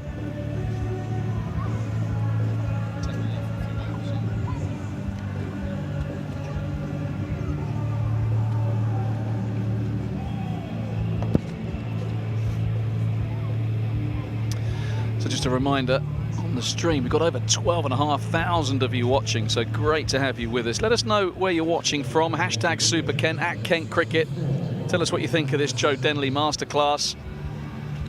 So I've given it away what I think of it. It has been high quality batting indeed from a man who's been a little bit under the cosh, showing all his character and all his class. He's 95, 96 he is from. 48 deliveries. He wants 2 here. The shout was 2. Jordan Cox is coming round, and they're going to have to hurry. Luke Holman's got a good arm, but he was always having to run round it, so hard did Joe Denley hit it. 98. Kent's opening batsman, 36 years of age, played in the Ashes. 4 T20 hundreds. Can he make it 5? He's just 2 runs away. He's striking at 200. Drives this down the ground. He'll maybe look for 2 here. Jordan Cox is scampering back. He's coming. Could this be Jordan? He's going to have to hurry. Cox dives. And Joe Denley gets in. That is an fantastic knock. An incredible knock from Joe Denley, given the context of played 5, lost 5. Given the fact he's been striking at less than a run a ball in this campaign. Look what it means to him. And what wonderful running from Jordan Cox to get in there as well. Cox is like a hare. Straight out the traps, got back for 2, and Denley raises his bat aloft. 6 on his back. He's hit 6 sixes. Peppered the boundary, but he's also run well between the wickets. His job's not done. He will know that. 100 off 50. Got to keep going. That's a lovely shot as well. He's nailed that down the ground. Cox. Really good running from Jordan Cox and Joe Denley. He's hit lots of boundaries today, but the running has been something that won't go unnoticed by the Kent players. Yeah, and the good thing about those 100 celebrations and the hug, he just gave Jordan Cox enough time to get his breath back. He could then hair for the next 2. Hard work running all these 2s. But, a fantastic innings. 5th T20 100 for Joe Denley, who's working into the leg side. It's going to be the single. I just wonder when. I mean, it's hard to say they need to accelerate because they're going at such a good clip already. But given the platform and they got 9 wickets in hand, there's going to come a time when they're trying to hit every ball for 4 and 6. Yeah, that run rate way over 10s now, and they'll be looking way over 200. So possibly a big score on the cards for Kent. Anderson is offering up a little bit of width, and that's a rare dot ball. In comes, I think that'll be Max Holden at point. Yep. Sharp in there, bit of a bottom edge from Cox. And important here that Cox keeps going. I'm just thinking we're getting... Sammy Ralph, really enjoying at Kent Cricket live stream this afternoon, #family affair. Yep, it's family day here at the Spitfire Ground. Myself, Dave Fulton, with Harry Fulton on comms. As Jordan Cox faces up, he gets a short ball, he swatted this away. And the fine leg didn't have far to run to his left, but he was never going to stop it. Cox didn't even bother running for that one. That concludes another decent over from the Spitfires. Anderson is going at 9s. Short ball hasn't quite worked tonight for Middlesex. They've bowled the short ball on a few occasions now, and it's been punished by the Kent batsman. Jordan Cox quick on that pull shot, so was Joe Denley today. Andrew says Denley with an absolute masterclass 100. Form is temporary, class is permanent. #Super Ken. We absolutely echo that. Oliver Lewis says Dentry with a century. Well, rather hoping that Harry Fulton might be a good luck charm for the Kent batsman. Championship 100 for Daniel Bell-Drummond when you were on comms, and now a T20 100 for Joe Denley. So a magnificent innings. The Kent batsman just getting a drink. Looking pretty pleased with life, the 2 batsmen, but job not done here. Middlesex have some dangerous ball strikers of their own. Looks like Chris Green coming back into the attack from the Nackington Road end. Important that they keep going here, because Middlesex will know that a couple of quiet overs, rest the initiative back, get some momentum of your own. Maybe keep Kent under 200 here, and you think that's a good effort. Yeah, it seems whenever Middlesex get put under pressure, Chris Green's the man they turn to. Very experienced off spinner as he bowls to Denley, and maybe just saw him coming there, dropping the length back, and all he could do was work it to deep square. Brings up Kent's 150 or 14.1 deliveries.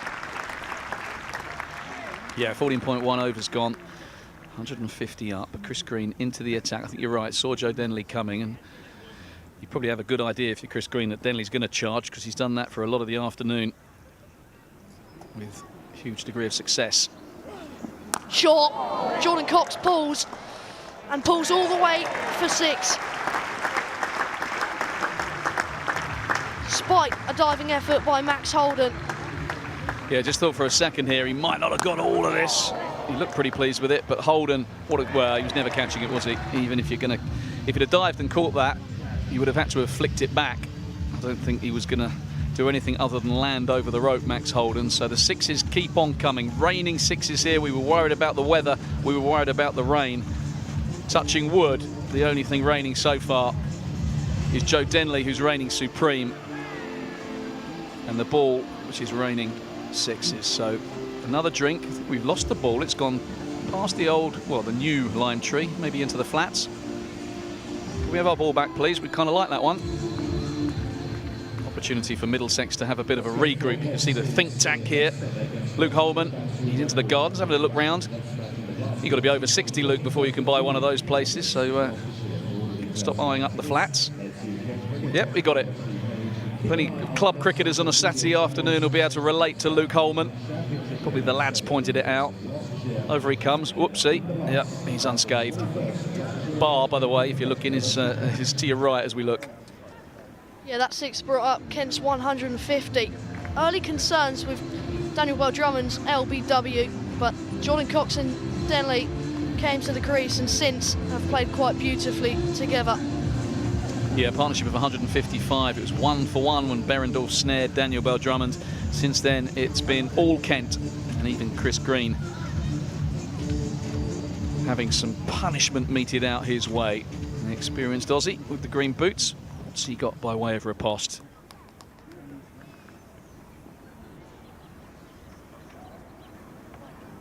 Yeah, in comes Green.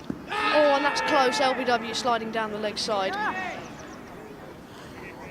Yeah, Cox just thinking about what he should have done. It was maybe there for the fine sweep. He's got a short, fine leg to beat.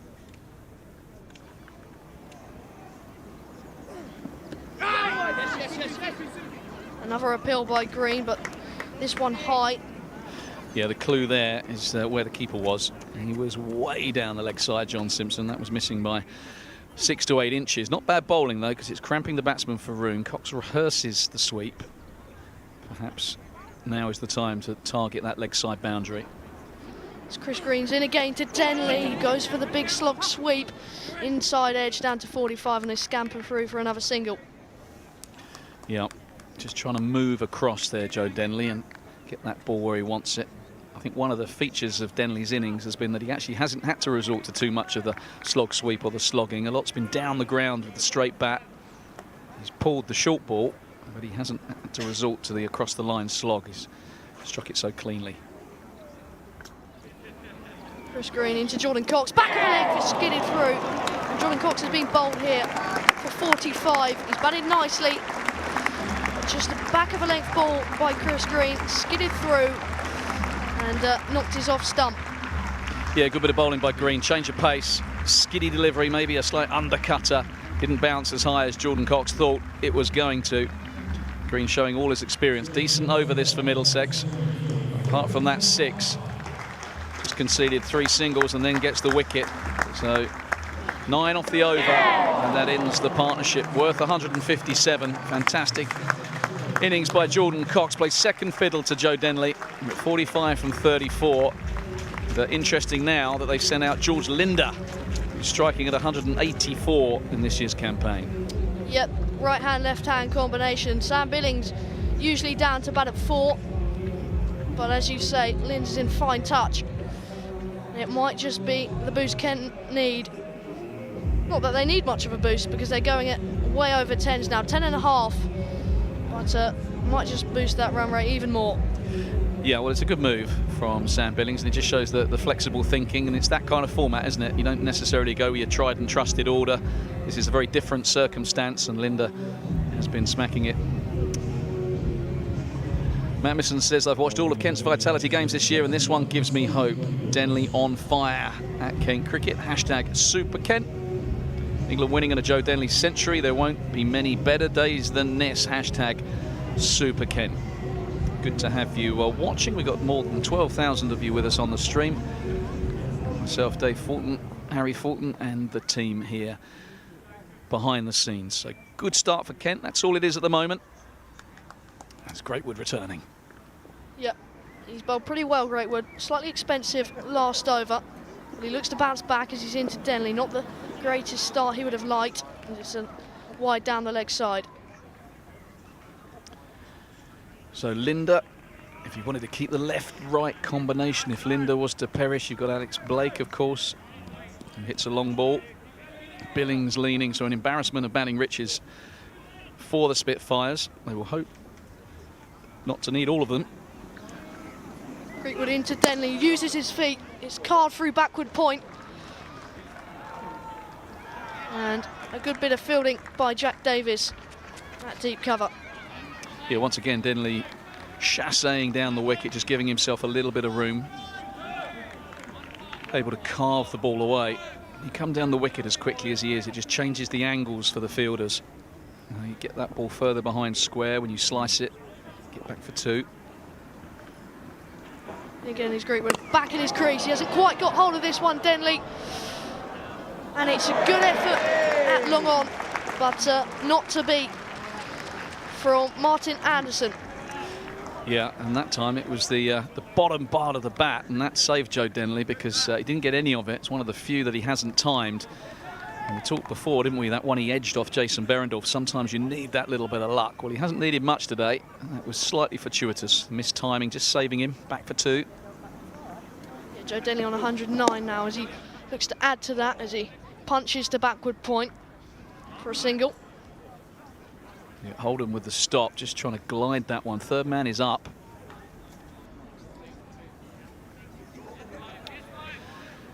Third man is up. They're changing now for the left-hander, but you can see at the top of the screen, there's no one back.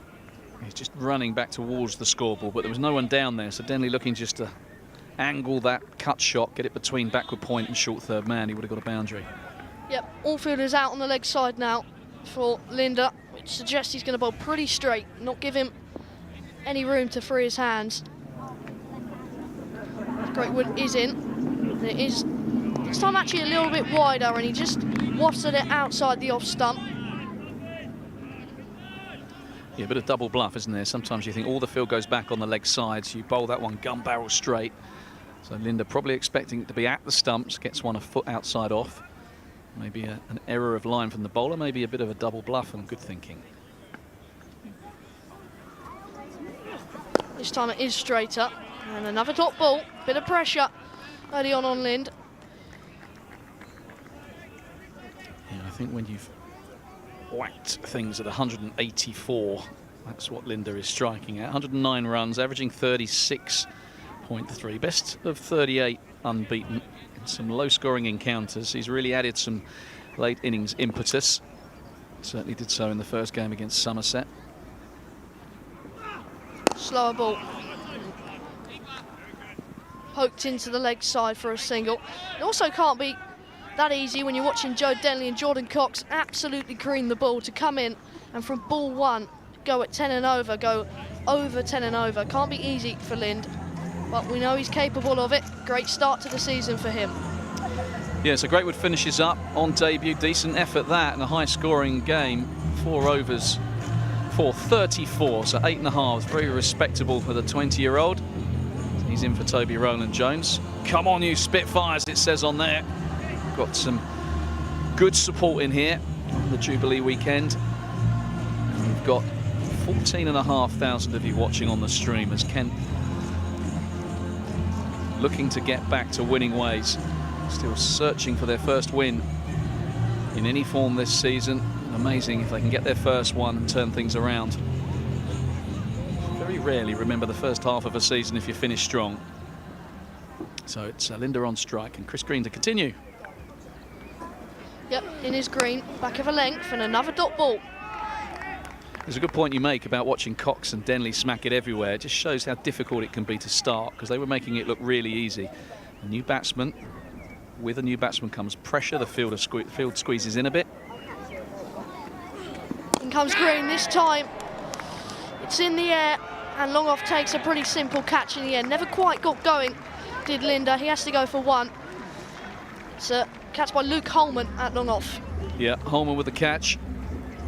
And not to be today for George Linda. Promoted to number 4. I think that was the right move, that left-right combination But it is to be Sam Billings now, the skipper, who wanders out at number 5. So the 2 experienced men of this Kent top order. Kent through and through.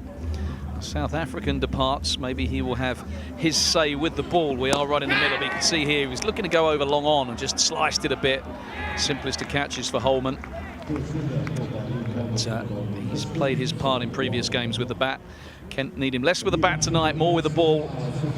That is the beauty of being an all-rounder. But 5 deliveries for just the 1 run suggests perhaps it's not that easy to start. Sam Billings, always a busy player when he's at the crease. So Chris Green has a wicket, and he's bowled pretty nicely, 2 for 26.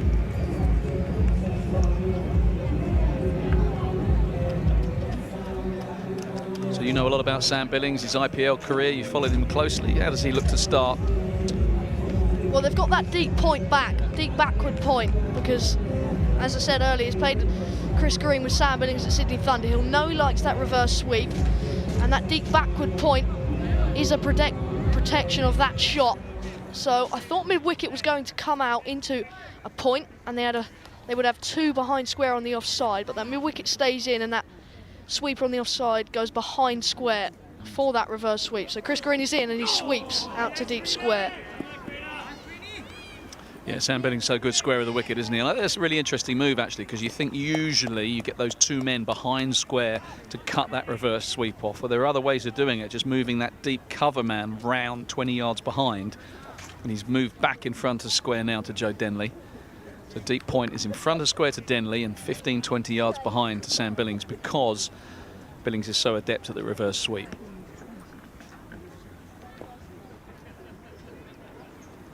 Green into Denley, swept, and deep wickets underneath it.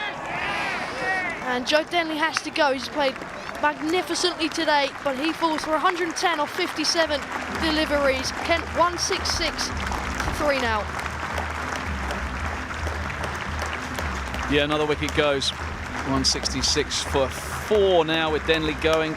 Max Holden with the simplest of catches, and this is what can happen. You think you want to push on and try and get in excess of 200, but the crowd stands for Joe Denley. A magnificent innings. They will be aware that he came into this game without a lot of form behind him. He was out there for so long on Friday night, couldn't find a way of getting the ball to the boundary too often, but he salutes the crowd and they thank him for his efforts. It's been a wonderful innings as we see the replay of his dismissal. 110, his 5th T20 100, and I doubt he's played better than that in short form cricket. Alex Blake, the new man, so still plenty of power to come for Kent, but somehow they've got to push up to this 200 mark because they've been on course for it pretty much all innings. But now they've got to find a way, and it might be that they just have to knock it around. It seems, you know, crazy to think that with 3 and a bit overs to go, you knock it around, but actually can't keep holding out on the boundary. Maybe knock it in the gaps and run hard. Yeah, them fielders in the ring for Middlesex have gone a little bit tighter. They don't want any singles early on to these 2 new batsmen. Alex Blake likes a reverse sweep as well. Slightly different tactic for him as they just have the 2 behind square, as Green is in and worked into the leg side. They'll push hard. Sam Billings is very quick, so is Alex Blake, so running could be key for the 2 here. Yeah, settling for the 1 on that occasion. End of the over, we'll give you the Tavi teaser for today's game. Just something I heard on 5 Live, which I quite liked. Not my own work. I'm going to steal the quiz question. To let you have that at the end of this Chris Green over, which has been a successful one. 2 wickets from it and just 2 singles. So wickets are also dots, of course. So just 2 runs from this over, showing all his experience. 3 for 28 with 1 ball remaining of his spell. Yep. Back of a length, and Billings works into the leg side. End of the over. 168 for 4. Chris Mack, watching from Canberra, Australia, says, well done, Joe Denley, great century. Good to have you watching, Chris, and great to have more than 14,000 of you joining us on the stream. So let us know, hashtag SuperKent, at Kent Cricket, where you're watching from. So today's teaser, Joe Root scored a magnificent 100 for England. First game after relinquishing the captaincy, of course. If you take away the boundaries that Joe Root scores, and take out the 4s and 6s, Joe Root has the highest scoring strike rate, the 3rd highest scoring strike rate of anyone in Test history. So who scores quicker than Joe Root if you take out the 4s and 6s? There are 2 other batsmen in the history of the game who have scored quicker than Joe. Just a measure of his busyness, the way he keeps the scoreboard ticking over. Not maybe the most powerful hitter, but he does score quickly. So take out the 4s and 6s, Joe Root the 3rd quickest in the history of the game. Here's Jason Behrendorff returning. Yeah, Behrendorff into Billings, and he slaps it out to long off. Luke Holman does the fielding.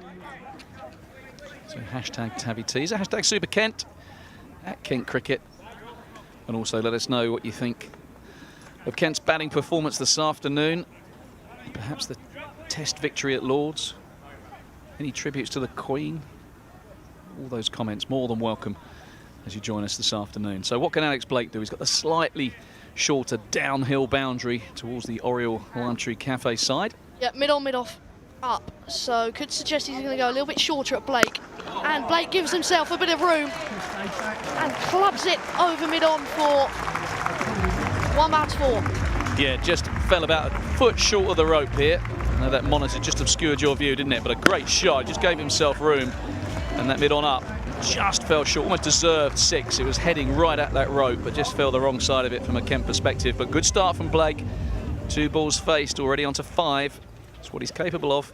Yep, immediately the plan changes with mid-on going back, 3rd man in the ring. This one's a fuller delivery, and timed out into the leg side, just a single. Yeah, I haven't seen the best of Alex Blake, ever. Probably for a couple of seasons. So destructive. Times last year he was pushed up the order. Kind of felt they wanted to get maybe a bit more value out of him, get him in earlier, but this is really his time. 3-4 overs remaining. Blake time can really come in and give it some long handle. Behrendorff into Billings, slower ball. Hit into the offside. Yeah, I think that's a good option from Sam Billings. He knows he's got the power hitting and the slightly shorter boundary at the other end with Alex Blake on strike. So Blake twiddles his bat and probably thinking about just watching the ball. Just give yourself. He's looking around at the field, but trying to compute where his boundary options are. Nice wide stance. You want to sink into the ground and unleash. Behrendorff into Blake and drags it out to deep mid wicket. A call of 2, but only the single for the left-hander. Yeah, good slower balls from Behrendorff, showing his experience. One-day international bowler from Australia. You think of him pitching it up and swinging it at the start of an innings, but he's got some change-ups, some variations. Can't play top-level international cricket and not have a trick or 2 up your sleeve, and he's shown that on that occasion. Yeah, Behrendorff looking to bowl full to Billings. This one could be a no ball on height, and it is signalled by the umpire, so it will be a free hit for Alex Blake. Thought he was going to bowl full. He didn't mean to bowl it that full, obviously. Yeah, and what a touch that is from for Alex Blake, because nothing better than being on the receiving end of a free hit. And it was bowled to Sam Billings, took him by surprise, and he could only get it to deep mid-wicket, 1 bounce. Fielder throws it in, which means that Alex Blake is on strike. And sometimes things like this can get your season going. He's hit a beautiful shot over long on. Will Behrendorff go to the slower ball again? Yeah, Behrendorff is in. Free hit. It's a good delivery. It's a good Yorker, and he can only slap it to long off for a single. Yeah, Holden doing the work out there. So Chris Green at long on, Max Holden at long off. Getting their best fielders in the key positions. You'd expect that. Professional side, Middlesex are playing some good cricket this season. Top of Division 2 in the Championship. Good to have some Middlesex followers watching on our stream as well. There's a healthy respect between these two sides. We've got more than 17,000 of you watching, and no doubt a good chunk of those Middlesex fans, 3rd in this South group, looking to push on. Reach finals day for a while. Haven't won the competition since 2008. Playing the defending champions, so 2 good sides, and good to see Kent making this competitive somewhere near their best. Brilliant 100 from Joe Denley. I'd say at the moment they're probably ahead. Middlesex have a lot of dangerous strikers, so a couple of overs remaining. Kent will be eyeing that 200. That'll be minimum for them. Going to be Anderson. Yep, as you say, Middlesex have been brilliant this season. A loss to Sussex in their last encounter, but before then they haven't lost a game, so they are 4 wins from 6 in the championship, unbeaten, and they're 3 wins from 4 in the T20 Blast. This is a full toss. Alex Blake, it's out to long off and a comfortable 2 in the end.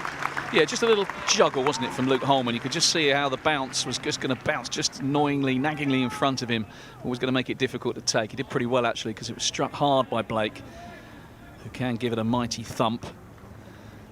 And Sam Billings lightning fast. He'd already taken off as soon as Blake struck it. He got back for 2. Yep, Blake this time hits well, but straight to long off. So Anderson is going to get his first wicket, and Blake goes for just 10. Yeah, just 10 for Alex Blake, but a decent contribution, striking at 140. That's what these lower order batters have got to come in and do at this time. You know, it might only be 10, but it could be the 10 that wins the game. You win by small margins, tends to be the case in 2020 cricket. So he's done his job, albeit he would have liked a few more. Come in, struck it well. This one just cleared that front leg, perhaps a little bit too far. And Holman, who was a couple of yards in off the long off boundary, he takes the simplest of catches. So the wicket's falling at the back end of this Spitfire innings, but still on course for 200. Jack Leaning, the new batsman. Best of 72 against Somerset in this year's Blast. His only score of note. Spoke to him before the game, little interview, and he says he feels in good touch. Just another batsman who's probably due. Well, he hasn't got long. 10 balls remain. He's going to have to go from the off.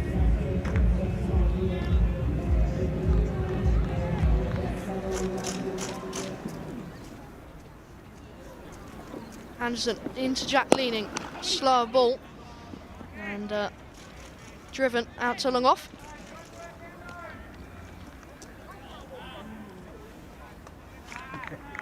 So Middlesex fighting hard here. One stage it looked like this run rate was going to get really out of hand. And Kent might have even been eyeing 220-ish.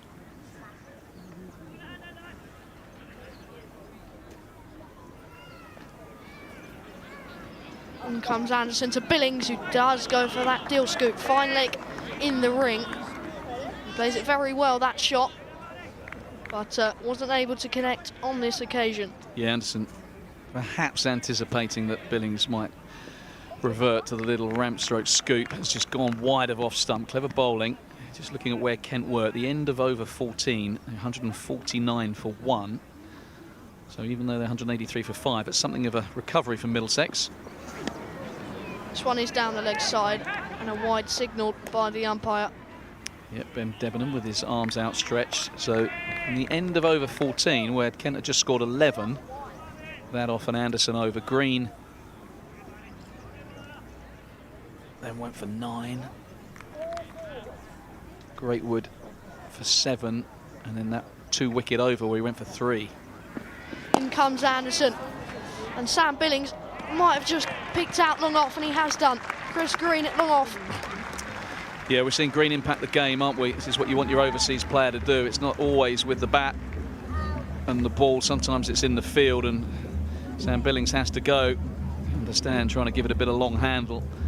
But Chris Green, fine diving catch, because it wasn't really getting to him. So slightly rueful look on the skipper's face. Hasn't quite happened for him today, but Joe Denley, the man that's done most of the damage, partnership with Jordan Cox. But, just a bit of width, and I think Kent have been just, it was a great diving catch, wasn't it? Not easy coming forward. They're the kind of ones you can almost get in the teeth if you're not careful. You have to really commit to. Chris Green showing all his athleticism. Grant Stewart, the new batsman, gave us hope momentarily on Friday night, didn't he, with those 2 sixes? Yep, 2 consecutive sixes, and the first 2 in the innings for Kent, which pretty much summed up their innings, chasing over 150, and they fell considerably short in the end. But as you say, good cameo from Grant Stewart, and they'll be hoping he can do the same here. Yep, never comes in with that long left. Anderson into Stewart, and it will be a wide ball. Yeah. He'll be hoping for one just in the arc. He hit 2 huge sixes. Batting at the other end, actually at the Nackington Road, in off an experienced bowler in Reece Topley, who then got his revenge as he skied the next one and was out. But if he landed his arc, he's dangerous, Stewart. Anderson into Stewart. This one's gone straight up. And Chris Green's underneath it, and he will take the catch. So a flurry of wickets for Middlesex. And Spitfires now 7 down for 185. Yeah, just looking at the screen and seeing all those wickets, all those W's. You've seen Alex Blake and Sam Billings and now Grant Stewart. So we saw 2 wickets in the 17th over bowled by Chris Green, and we've seen 3 wickets now to Martin Anderson. And it's been 2 wicket, 1 dot, wide wicket, wide wicket. There's a lot of W's on our screen, but this another fine bit of work from Chris Green. That went up a long way. The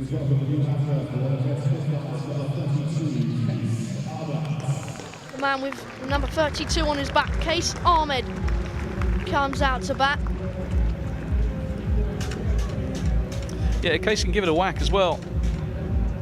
Yeah, diminutive build, but can got good hands, good hand speed. So that concludes that successful over from Anderson. Finishes his spell. Decent effort from him. 3 for 32 from his 4, just 8 runs and over. It brings Behrendorff back into the attack to complete things.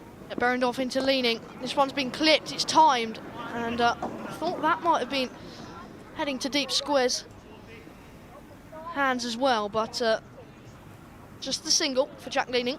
Yeah, timed it, didn't he? Timed the pants off it. Almost went down his throat. Could have easily gone for 4 as well, but intercepted by Cracknell. And this Middlesex fight back continues. I think one good thing from a Kent perspective is that the guys coming in have looked to go big early, haven't they? They've had to because of the situation of the game. They haven't found it that easy. So Joe Denley's innings has been very different to everything else we've seen. So perhaps batting is not quite as easy as we thought. Perhaps this 186 is well above par. And it's above par because of the batting of one man. Denley, a class apart today. Yeah, Behrendorff in to Case Ahmed, who has a big bat lift, but can only poke it into the offside for a single. Yeah, good bowling from Behrendorff. Got his Yorker in. Ahmed pushes out for 1. So Denley 110 off 58, striking at 189. Jordan Cox 45 off 34, striking at 132. And there was that little cameo from Blake, 10 off 7. But other than that, single figure scores, and batsmen have found it difficult.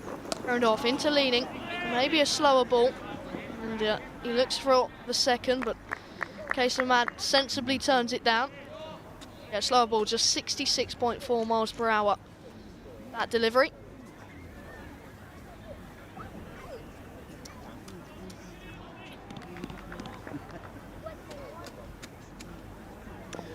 Three balls remaining of the Spitfires innings. There's Behrendorff. Into Case Ahmed, and he gets hold of it. But again, short of deep square. Yeah, a couple of lusty blows here. What Kent need. 2 sixes, or 6 and a 4. 6 and a 4 would leave Middlesex requiring exactly 200. And my maths can do that. Jack Leaning on strike, which is probably the way around Kent would want it. Behrendorff into Jack Leaning. It's another good delivery. Finding his Yorkers here. And they do come back for the second. And if the throw was a little bit better, they could have been looking at a run out. But safely in is Jack Leaning. Yeah, good scampering and a good decision as well. He might as well gamble. You want Leaning on strike for the last ball. Worst case scenario, you get run out, you still get your 1 run. And you get one of the big fast bowlers, maybe a Matt Milnes down to give it a whack. But Leaning scampered back, he got there. Last ball. Yep, last ball of the innings as Berendorf is interleaning. It's another good delivery out to deep mid wicket. They'll come back for the second, and this time it is run out. So Kent finish on 192. In the end, they were 8 down after a late flurry of wickets from Middlesex, but overall, a pretty good innings by Kent. Yeah, best innings of the campaign so far by the Spitfires. Jack leading run out. Good bit of work from Max Holden. Took his time, lined the throw up, fired it one bounce to John Simpson, who did the rest.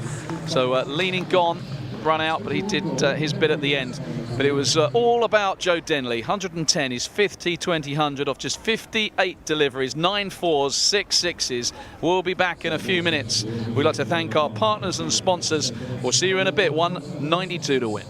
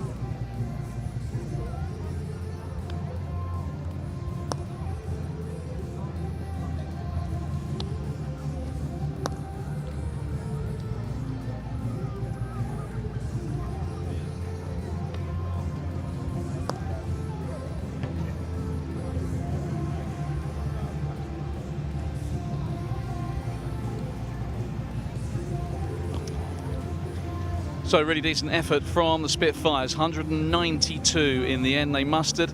Looked like it might be a few more than that when Joe Denley and Jordan Cox were going great. Partnership that was worth 157 for the second wicket.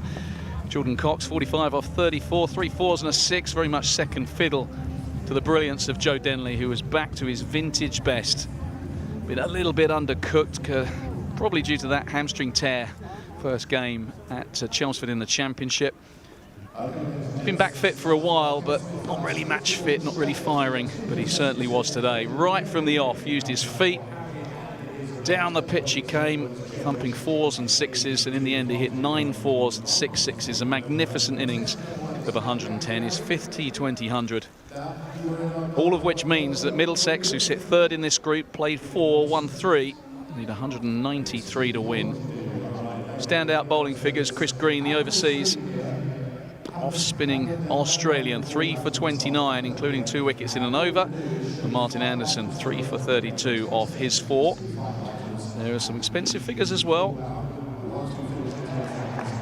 But, pretty decent clawback in the end for Middlesex, although this pitch, same one that Kent used against Surrey a couple of nights ago,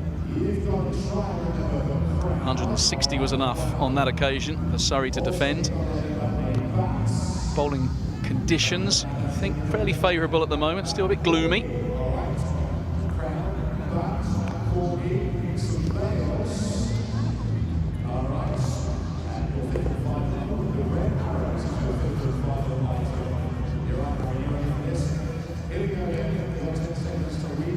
See the Kent fielders there doing their practice. That's Joe Denley just getting a pat on the head from Alex Blake, just taking some high catches in front of us.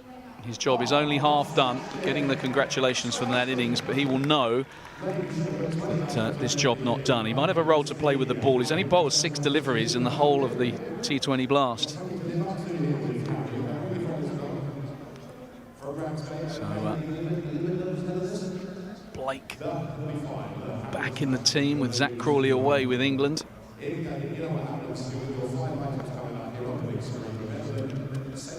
will have a role to play in the field as well. Kent's bowlers. Matt Milnes running in here in the middle. Grant Stewart just about to let go of one there, bowling at Simon Cook, the bowling coach. You see Linda, Case Ahmed. It's a decent looking bowling attack. It hasn't quite fired yet in this competition, but the batting has today. And the faithful in the Frank Woolley will be really keen to see a Kent win, as we all will. So, Harry, you think 193? It's quite a long way off. Kent can start well, a couple of early wickets, and really put Middlesex under pressure. Yeah, you'd think Kent are definitely favourites in this game now. First total on the board so far this T20 Blast that you felt Kent are really on top. And if they bowl well, they shouldn't have much problem with defending the score. But Middlesex have a few dangerous players. Stevie Eskenazi has scored a lot of runs so far. He's scored 157 runs and an average of 39.25 with a strike rate of 184.7. So he's a definite dangerous man at the top of the order. That Kent have to get past him first before they can look at winning this game. Yeah, Eskenazi key, the skipper. We talk about cut the head off, try and get rid of the skipper early. And Joe Cracknell, who reminds me a lot of Paul Sterling in the way he goes about his business. Paul Sterling, of course, overseas player at Birmingham Bears now, the Irishman, but for many years was a domestic player with Middlesex. Yep, Joe Cracknell with 68 in his last outing against Sussex. He scored 145 runs off his 4 innings with an average of 36.25 at a strike rate of 149. So he's had a pretty good start to this T20 Blast as well. Yeah, they're the men, Eskenazi and Cracknell. I think if you can get past them from a Spitfire perspective. Yes, there's Max Holden, 41, a best of for him in this Blast, 2022 Blast. John Simpson, we know what he can do. England one-day international player, of course, John Simpson last year. Had a wonderful year, Northern Supercharger as well. Hits a big ball, yet to really fire. The Middlesex haven't needed him to too often, and they might today. A dangerous side, a side with renewed belief. So coaching changes in the winter. Lots of shuffling around of their leadership team, but they've seemed to have hit upon a formula that works. And they are a very dangerous team as Spitfires just group on the side of the pitch, just ready to come out firing. Joe Denley looking a lot happier with life after that magnificent 100. We will not far from getting underway, so we will just show you some ads, thank our sponsors and partners once more.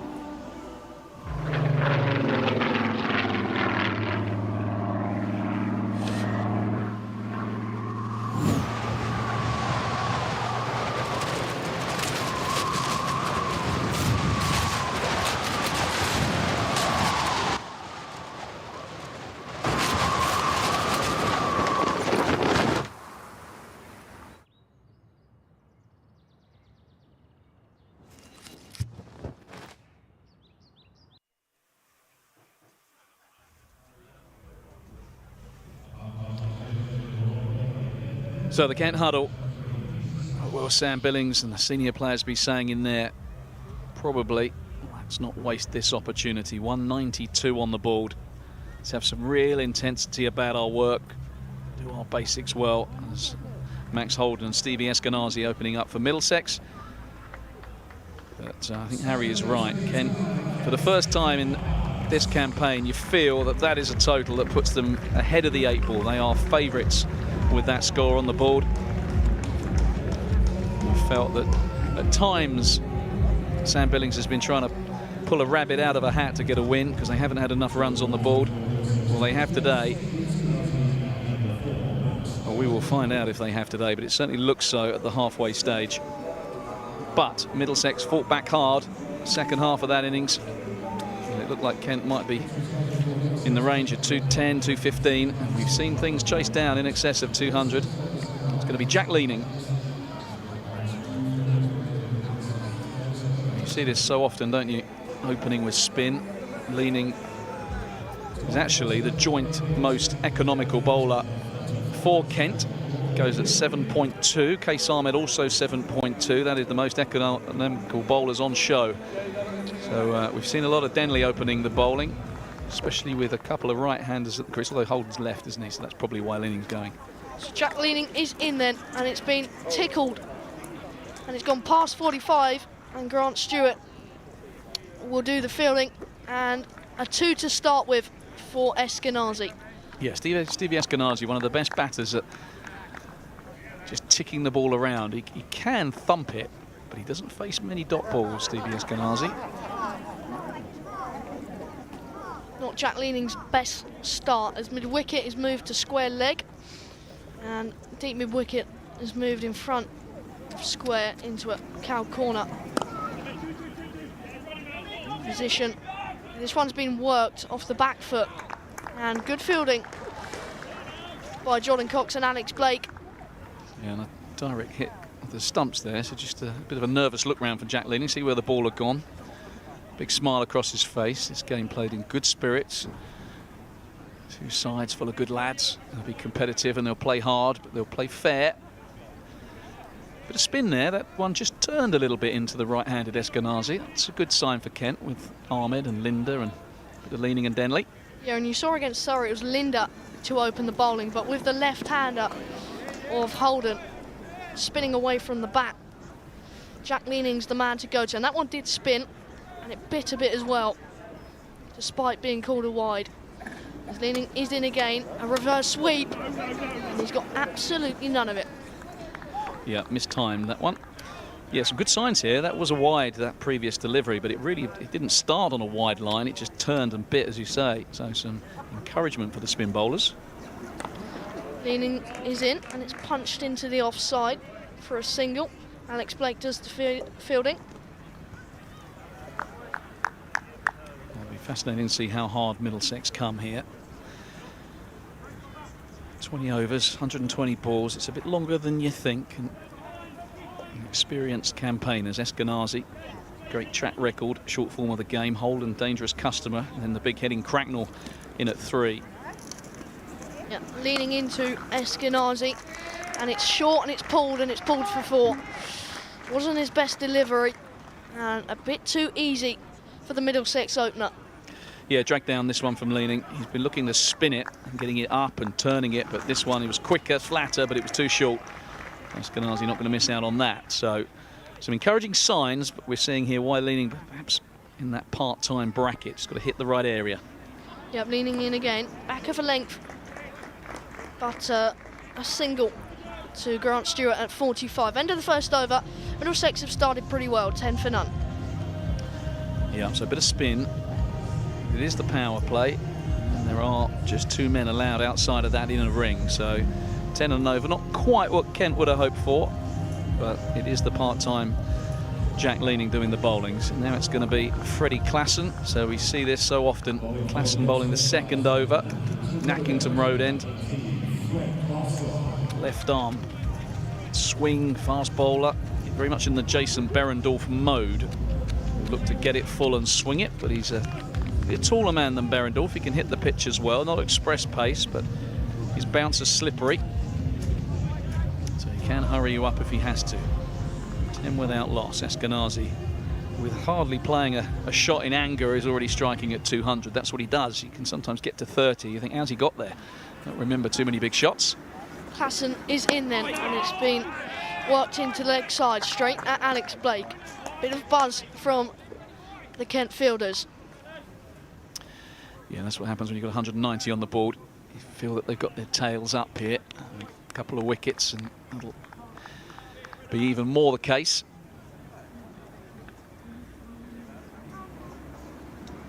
Good start from Klassen as he's in to Eskenazi.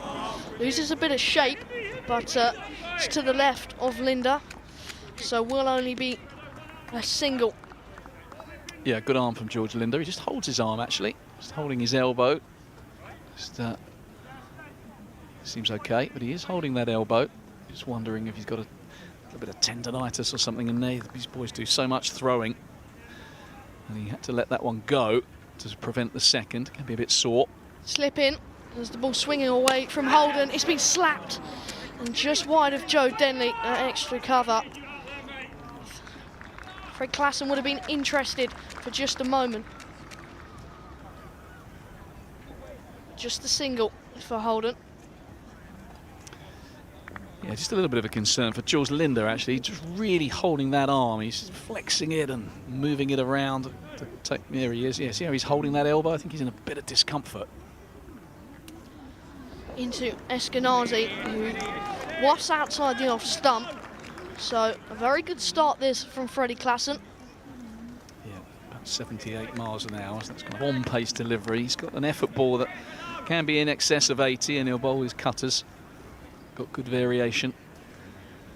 But, yeah, just looking over at Linder. He's not a million miles away from us. Just feeling his arm stretching. Did come over with a slight groin injury. Klassen in again. And Joe Denley does the fielding at mid-wicket, sliding across the outfield. Yeah, Blake at mid-wicket, I think. You can easily get those two confused. Denley had extra, Blake at mid-wicket. Good start, as you say, from Klassen. There's 3 singles from 5 deliveries so far, exactly what Sam Billings would want. Wants to close out his over now. Fiddled straight to that man, Alex Blake at point. It's a good over. Middlesex 13 without loss after 2. Yeah, great set from Fred Klassen. Little bit of shape, hitting great lengths, giving no width. And after the first Jack leaning over went for 10, there's a good second over from Klassen, and it's going to be Linder to come into the attack. So hopefully those couple of throws and a bit of running around the outfield would have loosened him up. Just hope that elbow is okay. These games come so thick and fast for the players. If you have got a niggling bit of tendonitis, take a couple of anti-inflammatories and a bit of physio on it. But there's not a lot of time for recovery. It'll be a busy week for Kent. Fixtures coming thick and fast. So here's Linder. Good news is he's going to be bowling to Stevie Eskenazi, so the ball's going to be turning away from the mat. Yeah, you see a lot with Linder.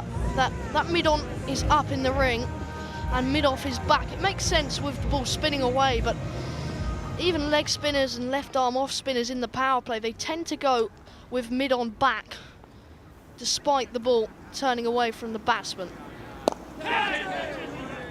Uppish drive by Stevie Eskenazi, just short of point. Yeah, I like this move from Sam Billings. It probably would have been Linder for over number 3 anyway, but I think he would have been encouraged by the ball spinning. He saw leaning rip a couple, and that one slightly miscued from Eskenazi. Good early signs for Kent as Linder's in again. Eskenazi just chip it over that mid-on, and it'll go across the practice wickets for 4.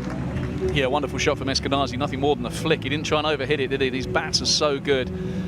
These players' timing excellent. It really was a good shot. It was a little bit too straight, probably, with that long on fielder that you mentioned, that mid-on fielder up. It just enabled him to just flick it leg side.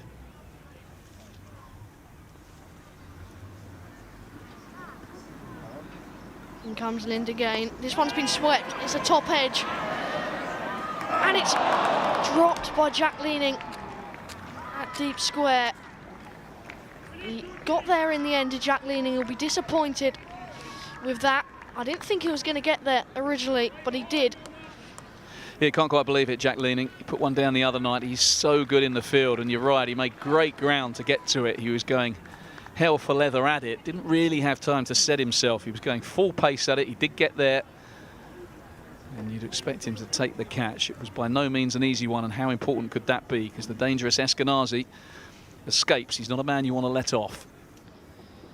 Yep, Linda into Holden with mid on up, so he's going to go a bit shorter, but this has been slapped through mid wicket for 4. Yep, that's down by us. Quinn does the work in the end, the substitute fielder. So just to add insult to injury, Linda's had a catch dropped, and Holden comes on strike and probably thumps his next delivery for 4. So this is the bit that Kent have got to pick up. It was so good last year in their successful 2021 campaign. The fielding was razor sharp. They've just got to up it a bit. Hanlon bounced back. It's a swing and a miss from Max Holden. It was an attempted sweep.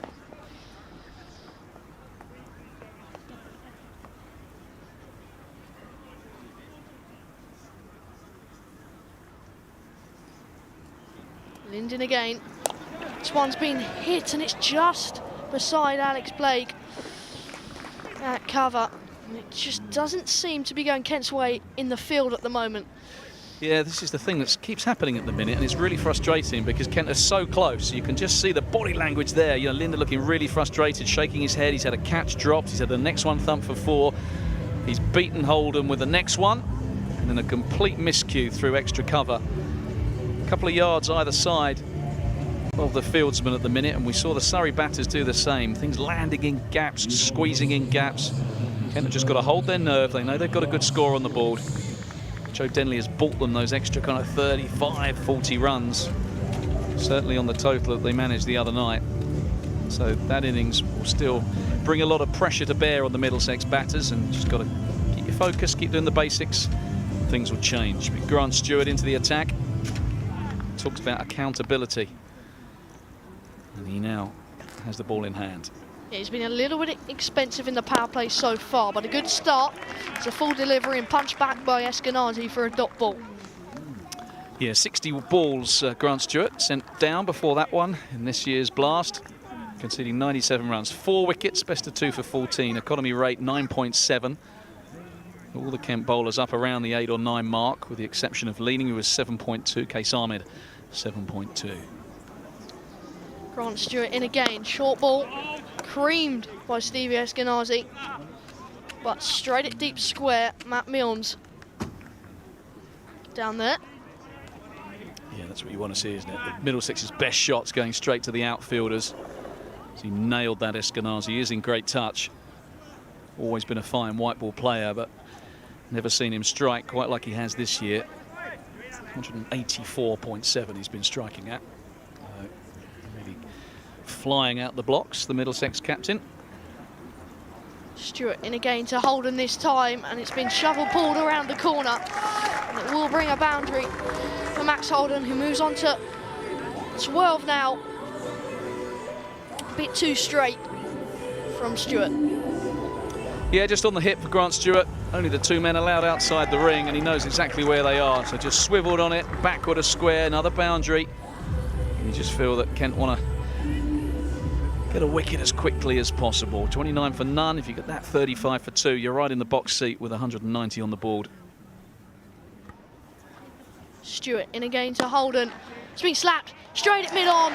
It'll bring up Kent's first wicket. Max Holden gone for 12 of 9 deliveries, caught by Daniel Bell-Drummond at mid-on. It's a good bit of bowling from Grant Stewart, sticking to that length. And Kent have their first. Yeah, it's a big one as well. Holden, dangerous player. Having put down Eskenazi in the previous over, so important to make an early breakthrough. So Holden's gone for 12. What it does mean is that the dangerous Joe Cracknell comes out at number 3. But good bowling by the big Aussie, just thumping it in back of a length. The first one was a bit more on his hip, wasn't it? Down the leg side. That was over the top of off stump and a miscue. Good catch from Daniel Bell-Drummond. That'll make him feel a little bit better about life, having missed out with the bat. Even when you don't get a score, kids, you can still contribute in the field and with the ball. But Cracknell and Eskenazi are the 2 form players for Middlesex. Plenty of firepower still from this Middlesex batting lineup. Yep, as we said earlier, Joe Cracknell off the back of a 68 versus Sussex, so in pretty good form. And Middlesex need him to put on a bit of a show here if they want to win this game. 29 for 1 off 3, just over 3.5. So 164 needed, just over 16 overs. So around that 10 mark, as Stewart is in, and it's dropped by his feet and nearly goes onto his leg stump. Yeah, so the run rate at the moment for Middlesex 7.6. They require more than 10 and over. They won't panic just yet, plenty of time, and these two can strike at that kind of rate quite easily, but a couple of wickets in the middle order that hasn't seen too much work. No Owen Morgan today, of course. Bit of an injury. And comes Grant Stewart, walked into the leg side. They'll push for the second, but Matt Milnes is quick onto it at deep square. That will be the end of the 4th over then. Middlesex 30 for 1. Yeah, good start from Stewart. Really threatened with the bat the other night. Unleashed a couple of massive blows. Didn't quite happen for him with the bat today, but he's in the wicket straight away, and that'll make him feel pretty good about life. You can go at sixes, you're doing your job, and a big wicket of Max Holden. So Ken have struck, and with 2 right-handers at the crease, fully expects George Linder to keep going. 11 off his first, drop catch. That man on screen there, Daniel Bell-Drummond, with the catch. It's important that Kent's fielding just goes up a couple of notches. They were brilliant last year. Linder persevering with mid on up. It's an LBW shout, but Cracknell was a long way down the wicket. And they'll come back for 2 leg byes. So I make this one of the worst LBW shouts by Sam Billings, who's a very fine cricketer and a very fine judge of run, but that must have been missing leg stump by about 2 feet. And he's appealing for it. Quite sure why. Perhaps a bit of kidology, but if the umpire had given that, Rob Bailey, I think social media would have gone bananas. Down the wicket again comes Cracknell, but can only poke it back to Lind. It's only a matter of time before he's going to go over mid-on. It's tempting from Lind. He hasn't done so quite yet. Yeah, just 4 balls faced, but you know Joe Cracknell doesn't need a second invitation. This one back of a length. It's straight at Daniel Bell-Drummond at cover. Just a bit of pressure building on Cracknell. He's 1 of 5 now. Yeah, he has the power, and that's the thing. When you've got the power that Joe Cracknell possesses, you know you can catch those runs up pretty quickly. Ball's just spinning away from him. Going over long on is a big option, but a risky shot too. Back of a length, pulled hard. And it's going to be pulled for 4. So a bit of a pressure release for Joe Cracknell. He was too short from Lind. He moves on to 5. Yeah, and that's the problem for George Linder. If he has mid-on up, the temptation is to just pull your length back, because you're aware mid-on's up. You don't want to get hit over mid-on, so you pull your length back. And Cracknell was fantastic off the back foot. This time the big slog sweep comes out from Cracknell. Didn't get hold of it, and it was straight at Jack Leaning at square leg. Yeah, just the 1 boundary. This is a decent over from George Linder. Just the 4 off it, plus the 2 leg byes. And Kent very happy at where they sit at the moment, and Eskenazi down to speak to his young partner. Doesn't want him to do anything rash. In comes Lind on the back foot and cuts it, and it's beaten Joe Denley at cover. I don't think he'll go all the way. They will come back for a second, so that will be the end of the over. Middlesex 38 for 1. Yeah, decent over from George Linder. Things not quite going his way at the moment in terms of taking wickets, but he's building pressure, make no mistake about it. Required rate up to 10.3. There are the bowling figures. Linder 2 overs, no wicket for 17, so 8 in the halves, but you see that fantastic over from Freddie Klassen. That builds pressure, and then Grant Stewart doing his job as well. Jack Leaning just the 1 over. Into the attack comes Matt Milnes. 22 wickets for Milnes in the title-winning campaign of last year. Hasn't had things all his own way this time around. economy rate of 9.12. Just the 5 wickets and the best of 1 for 5. So 5 games, 5 wickets. He's picking up a wicket apiece in each of his bowling displays so far. But key man for Kent. Milnes with no mid-wicket, just a deep square, and it's been clipped straight to that deep square. Alex Blake out there, just the single. Yeah, and I like this field. So we've got deep square and deep mid-wicket. Deep square just out of shot in the left corner of your screen, but the 2 men back are on the leg side. So you see the offside ring, you've got a ring of 5 fielders from kind of a short third man, backward point, 3 in the rings. You've got to bowl gun barrel straight. Milnes does just that, maybe a little bit too straight, gets away with it. Sweeping was Joe Cracknell, but didn't get anything of it. And straight to Grant Stewart at 45. Yeah, pick up the leg bite. So brings Eskenazi back on strike, but that's what Matt Milnes has got to do. He's got to target that kind of middle and leg, probably hit a good length, and the 2 men back on the leg side will act as your protectors. In comes Matt Milnes, and I don't think he's got all of it, Eskenazi. But he's got enough of it for 4. Mid on, mid off, both up. So even with not getting all of it, it was a simple enough shot for Stevie Eskenazi, who moves to 21. Yeah, good swing of the bat from Eskenazi. A bit low on the bat, but so straight did he aim it. And he was never going to miss it. It was just a case of whether he skied it. Got enough of it. Middlesex at this stage 49 for 1. Sorry, Kent 49 for 1. Middlesex 44 for 1, so they're not far away. Milnes into Eskenazi, pulled and pulled hard, and in the gap, so they will come back for a 2. Despite Jordan Cox, his gun arm at deep square leg. Yeah, Cox and Blake on that boundary, patrolling there. They do well to run 2 to them, but it was slap bang in the middle of them. A good placement from Eskenazi, just beginning to tick now, the Middlesex captain, 23 from 16. Did have that let off when Jack Leaning put him down off the bowling of George Linder. Just 2 balls left in the power play, and this one has been hit over mid-on again. It was back of a length, and it's a front foot pull shot by Eskenazi, and Middlesex bring up their 50 runs. So it's game of 5.5 overs. Yeah, it's game on here at the Spitfire Ground. Eskenazi, a man in red-hot form. 193 is a tough ask, but so far, Middlesex on course. Required rate has been reeled back to 10.1. Well within their compass. Last ball of the power play then, as Milnes is in, clipped hard, out to deep mid-wicket, and Alex Blake does the fielding. Just a single to finish, so end of the power play, Middlesex 51 for 1 after 6. So keep letting us know where you're watching from at Kent Cricket, hashtag Super Kent.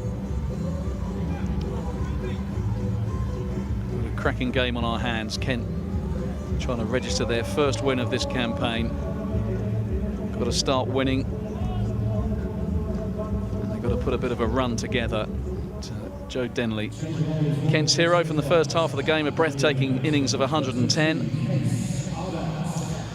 And I think Case Ahmed, who's coming into the attack now, really does hold the key for Kent. We've seen the wicket spin. He does have all the mystery. Kent's overseas leg spinner, box of tricks, can skid it through, can find some prodigious turn. And now the fielding restrictions are relaxed. It's just 4 men you have to have inside that inner ring, plus your bowler and keeper. Means Kent have got a bit more protection. Yep, Case Ahmed bowled pretty well against Surrey on Friday, and he started well here with a dot ball as Eskenazi drives it straight at extra cover. Joe Denley does the fielding.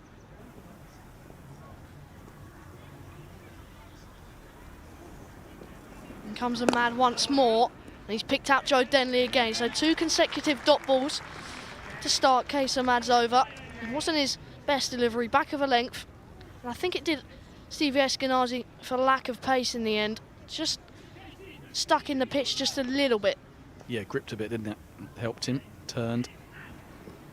Madden again. Cut. And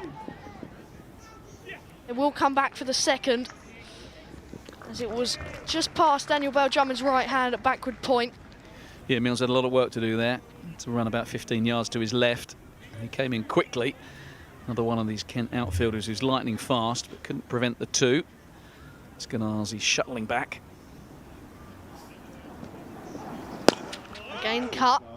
And frustration from Eskenazi. Yeah, let out a big cry of no, didn't he? Because he couldn't believe he picked out Joe Denley again, who's been a busy man in the field after his heroics with the bat. It's an important fielder that for a leg spinner at extra cover. Okay, so Matt in against Eskenazi. This one skidded low. There's a good bit of bowling. And another dot ball. So the fourth dot ball of the over now. Bit of pressure put on Middlesex. Still need 140 runs to win now, and it's up to 10.6 and over. And it's bowled him. Case Ahmad put a lot of pressure on Stevie Eskenazi. Yeah, chopped it on. Eskenazi went for the big cut shot the ball before. He's a short man, Case Ahmed. That one just skidding through. Don't know if it was the wrong one or it was just done for lack of bounce, but it's a huge wicket of Stevie Eskenazi. A little bit of a let-off earlier off George Linder when Jack Leaning put him down, but you can see on screen now, Jack Leaning, finger up. And that means Eskenazi's got to go. He's gone from 30 off 24 deliveries. Middlesex captain cuts a pretty full-on figure. Kept thumping Case Ahmed at extra cover. Tried to smash that one, perhaps go a little bit too hard.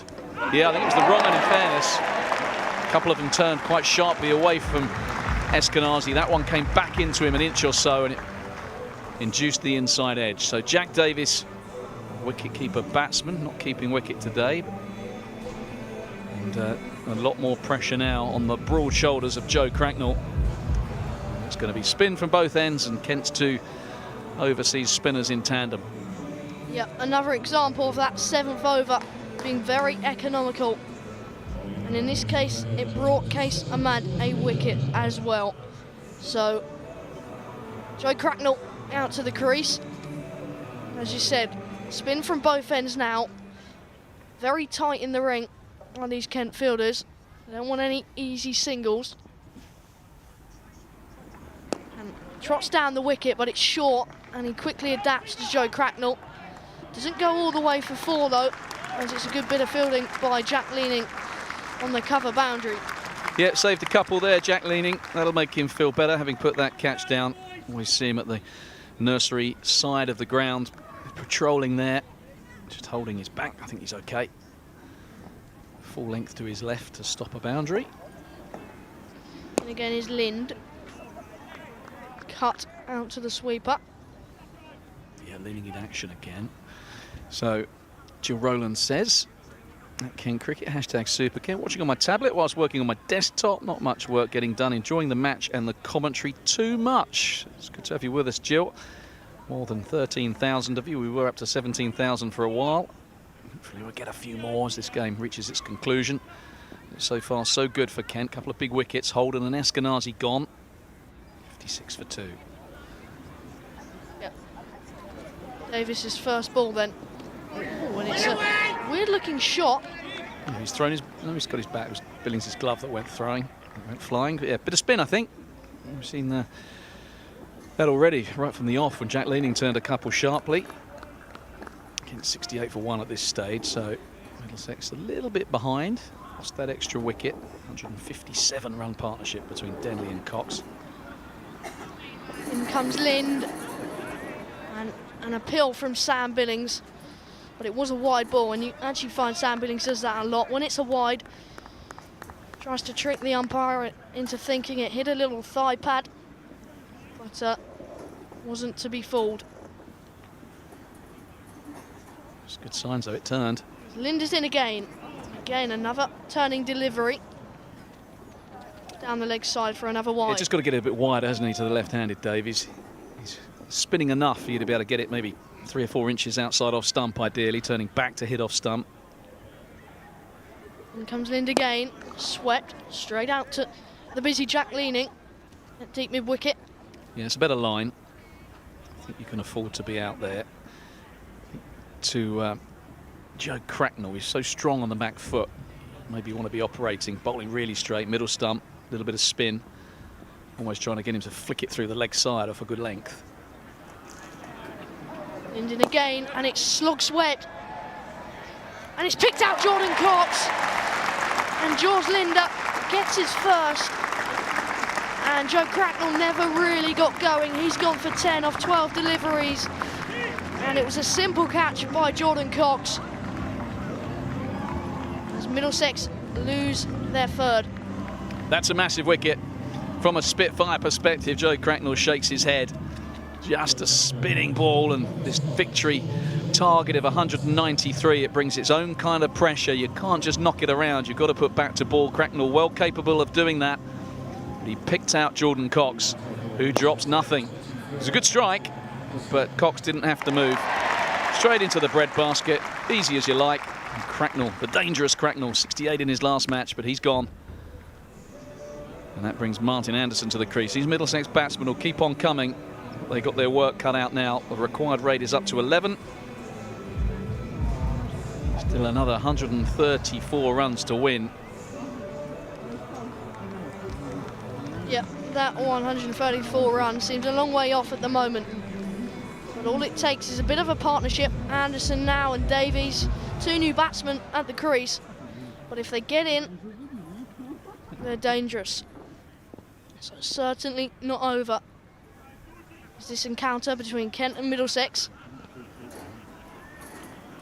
And slip does come in. Joe Denley. Lynn is in. Oh, it's a good delivery. It's spun past the outside edge of Anderson. And that will finish a very, very good over by George Lind. Middlesex now 59 for 3 after 8. Yeah, cracking delivery that was.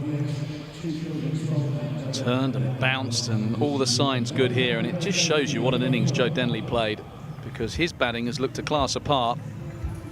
Every batsman has found it tricky. Even Jordan Cox, as well as he played, wasn't at his fluent best. Denley's batting on a different planet.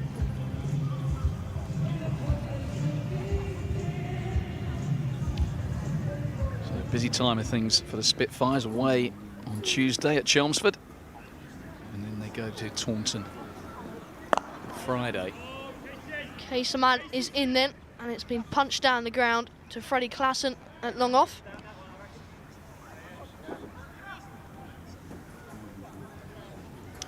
And the Spitfires, this will be game number 4 at home, I think, this one today. So there's 6 games, 4 at home, a bit of a few games on the road. You're going to go to Hampshire, and go to Lords before they return on the 21st of June.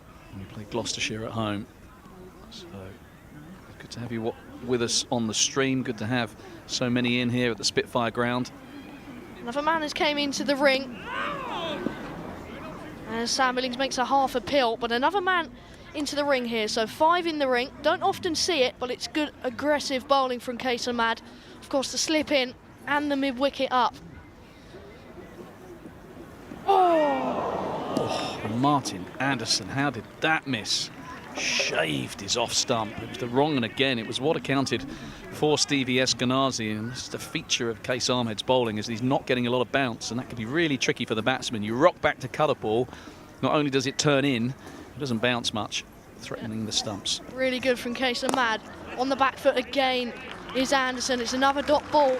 He's not from 4 here, so more pressure on the Middlesex batsman. Yeah, Ken have got a good squeeze going on here. Wickets falling, run rate climbing. Case Ahmad in once more. Reverse sweep comes out. Good bit of fielding by Joe Denley, and it slip, because that was travelling from the reverse sweep from Anderson, and a good half stop to save probably 3 runs. It was probably going for 4 down the slope. Yeah, risk and reward there from Anderson. Got the slip in. It makes it dangerous, that reverse sweep, because if you get a bit of glove on it, it can loop to slip. But don't worry about things like that when you need 11 and over. You've got to find a boundary. And Case Ahmed showing why he's one of the most coveted spin bowlers in world cricket. Tremendous early performance here. Oh, I think it's going to be a wide. It might. I mean, it's tough to wide that, because it pitched the foot outside off stump. Yeah, baffled is Davies as he's looking at the umpire, but it finishes a very good over from Casemad. He's bowled 2 overs now, 1 for 4. So just going at 2 runs per over. And a good bit of pressure this from Kent. Middlesex 61 for 3 after 9. Yeah, great bowling from Case Ahmed. Yeah, I think you're right, Jack Davis looking at the umpire like, why wasn't that wide? It finished down the leg side, but it pitched a foot outside off stump, turned square, and it looked like it might have just clipped something on the way past. But so it's the bowling attack from Kent. 6 bowlers used. No Joe Denley. He might even get a go on this surface. Really beginning to take some spin. It was used, this pitch, on Friday night against Surrey, of course. Linden again, and down the wicket, and it's been caught and bowled. George Lind has his second, and Anderson has to go. He's gone for a 1. He hit it very, very hard, but a good catch by the off spinner. Yeah, can't quite believe that he grabbed hold of that, can he, Martin Anderson? I thought for a minute it might be a bump ball. He might have smashed it into the pitch. That's certainly how I read it, but your eyes are sharper than mine. Hit it straight back at the left arm spinner, and very casual catch for a ball that was hit so hard. So Anderson's got to go, and just feel now that unless someone comes out and plays an absolute blinder, Middlesex could fall in a heap here, because this is not an easy surface. And just keep referring back to that innings by Joe Denley. He's almost put this game beyond Middlesex. But credit Linda here, just a bit of spin, flicked hard with the bottom hand, and nonchalant catch, and Anderson has to turn and go. Linda has his second, and Middlesex in some disarray here. 193 the target, 61 for 4.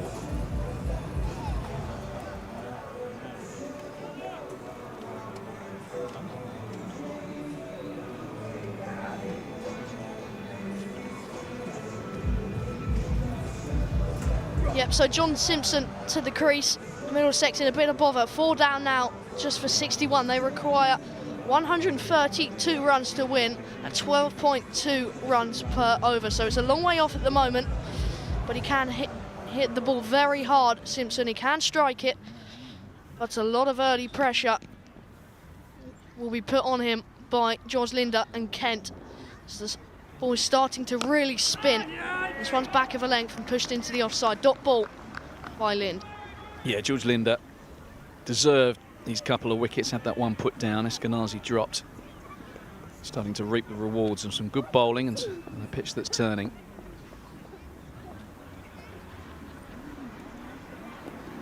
And it's an attempted reverse sweep by Simpson. And we talk about that mid-wicket to the left-hander being in play. It's now came out to a backward point. As soon as he saw that reverse sweep, Sam Billings straight away mid-wicket into point to protect that shot. But it does now, of course, give Simpson that easy single in the leg side, but he won't bother. He won't mind it too much, will Sam Billings, as they require 12.6 and over. Just a single from Simpson. So good to have you getting in touch.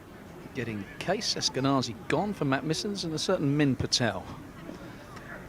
Hashtag Super. Enjoying the Harry Fulton show from South East London. Hashtag move over old man. That's enough of that nonsense. Lind is in again. It's been worked. It's good fielding at 45 by Case Ahmad.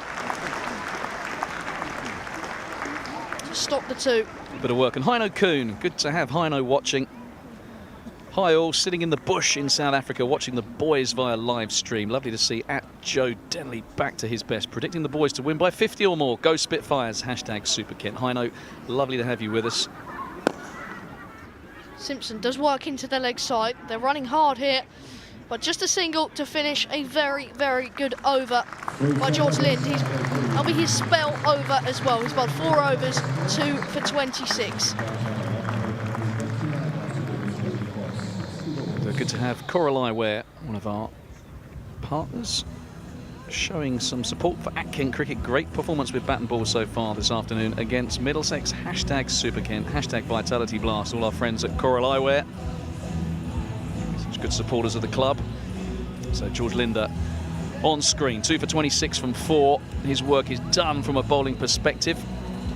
Enjoying watching Kent from Tenerife. Come on Kent, hashtag Super Kent. That's from Paul Smith. Maybe the designer, Paul Smith, I don't know. But if it is, support Kent is more. That's Becca's dad. Is your dad the designer, Paul Smith? Different Paul Smith, okay. Spin to continue. Kayser into Simpson. It's a floated delivery, and it's a great bit of fielding by Joe Denley at extra cover. Tell you what, it was nearly a run out as well. Jack Davis had to scramble back. He thought he was going for a quick single. Denley is having one of those games, although he's, as you can see in the background of that shot, he's bent double. I think that hurt him. 36 now, Joe.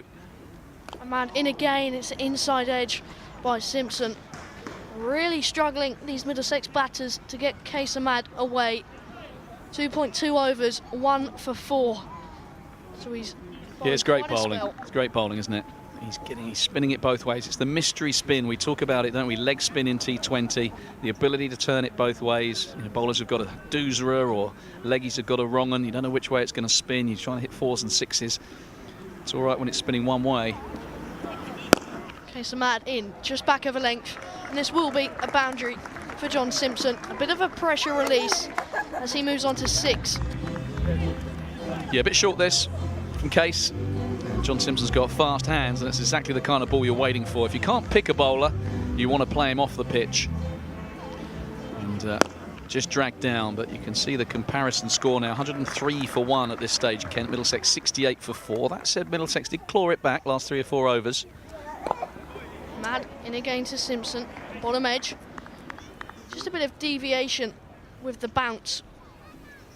Yeah, and that's the problem, because he's a small man. When he does drag that ball down, the one before bounced, you swat it for 4. That one, pretty much a similar length, just skids on you a bit. And you bottom edge it onto your stumps or into the ground. Difficult to get any leverage. In comes Kayser, walked into the leg side. Got to be pretty brave to take Jordan Cox's arm on. And they don't do so in the end. Yeah, Jordan Cox has that reputation now, doesn't he? Superman flying through the air, knocking balls back. Great catcher, great arm. People forget he's a wicket keeper, actually. Pretty special athlete for a keeper. This one has been shoveled into the leg side, picking out Jordan Cox again. Spin is the shout from Sam Billings. And that will finish another good over from Kayser. Middlesex 70 for 4. Yeah, 1 for 10 from Case Ahmed's 3 overs so far. Linda's finished. Interesting to see who Sam Billings turns to now, whether it will be more spin. Indeed it is. It's going to be Jack leaning, and I like this as a move. You've got a big field with the pitch right in the middle. Sure. As you can see there, that pitch, as we look, the other wickets used for the home games are the 1-2 to the left and the 1-2 to the left of that. So that leg side boundary really short. Leaning is in, it's a switch hit, and Grant Stewart dives. It's a good effort, and he does in fact save runs. Well, it's an amazing effort in the end from Grant Stewart. I thought at first he was going to get there no problem, and it just kept going away from him, but his dive meant he got it on the half volley. Full wingspan. And as this one landed, I might have a quick look here. As it landed, he got it on the half volley. Boom, and parried it down. And that prevented certainly a couple more runs. So some good sign for Leaning. You think they've got to attack him here? Leaning is in. It's a short ball. It's been clubbed, and it's a good effort at deep mid wicket. And it does go down by Jordan Cox. Well, Coxie just built him up in the last over. A year ago, he was jumping up and knocking those things back to Matt Milnes, but this one just went through the fingers. It might have been one he would have hoped to have done better with. He got 2 hands to it. Leaning in again. And this one's been chipped straight at Joe Denley. And this will certainly be a wicket. Simpson falls for just 13, and it's Middlesex 5th wicket. Now it's a good bit of bowling by Jack Leaning. It's a pretty good length. And trying to go over extra cover. But got none of it, did Simpson, and an easy catch for Joe Denley. 77 for 5 now. Yeah, well, I'm going to stick my neck out here. Kent are going to be getting on the board. It's taken to their 6th match, but Jack Leaning there. signals that it's out. We'll have a little replay of this John Simpson wicket. Gave himself a bit of room, tried to flick it over extra cover, got it low on the bat. And Joe Denley just can't keep him out the game. Luke Holman, powerful striker of a cricket ball, but the rate is approaching 14. Still another 116 runs to win. Middlesex are going to need something approaching a miracle here against the defending champions, who've got a little bit of their swagger back after those opening 5 defeats. Runs on the board, spinners in tandem, and now leading, getting in on the act. 77 for 5 off 11.5, and the dangerous John Simpson, the latest Middlesex batter, back in the shed. And he's leaning to Luke Holman. It's been worked into the leg side, and they don't come back for the second. Good bit of fielding by Daniel Bell-Drummond, throwing it one bounce straight into Sam Billings' gloves. So just under 9,500 of you watching on the stream. We've lost a few, possibly Middlesex fans, just tuning in for a bit more Jubilee action. Worked into the leg side by Davies, just the single. So good over this from Jack Leaning. Good to have Richard Hall listening from Kuwait. Making comms from the Fultons, loving the game all the way from right out there. Oh, this one really has bounced and bit at Luke Holman past the outside edge, and he's staring down at the wicket at that one. But it is the end of the over, and Middlesex really struggling, in a bit of bother here. 79 for 5. They still require 114 to win with just 8 overs remaining. Yeah, that rate pushing up to 14.5 now. It's going to need a small miracle for Middlesex. I gave you a little tabby teaser in the first half of this game. I asked you, taking out the 4s and 6s, Joe Root has the 3rd highest strike rate of any player in Test cricket. So take out the 4s and 6s, 3rd highest strike rate. Who scores quicker than Joe Root without the 4s and 6s? Case Ahmad in. It's another play and miss. It'll be interesting to find out the amount of play and misses to Case Ahmad, because there's been a fair few this afternoon. Yeah, he's been very difficult to face indeed. Got pitched to his liking, he's bowling beautifully. This time, there's no play and miss as he comes down the wicket and lofts it out to long on, just short of Alex Blake.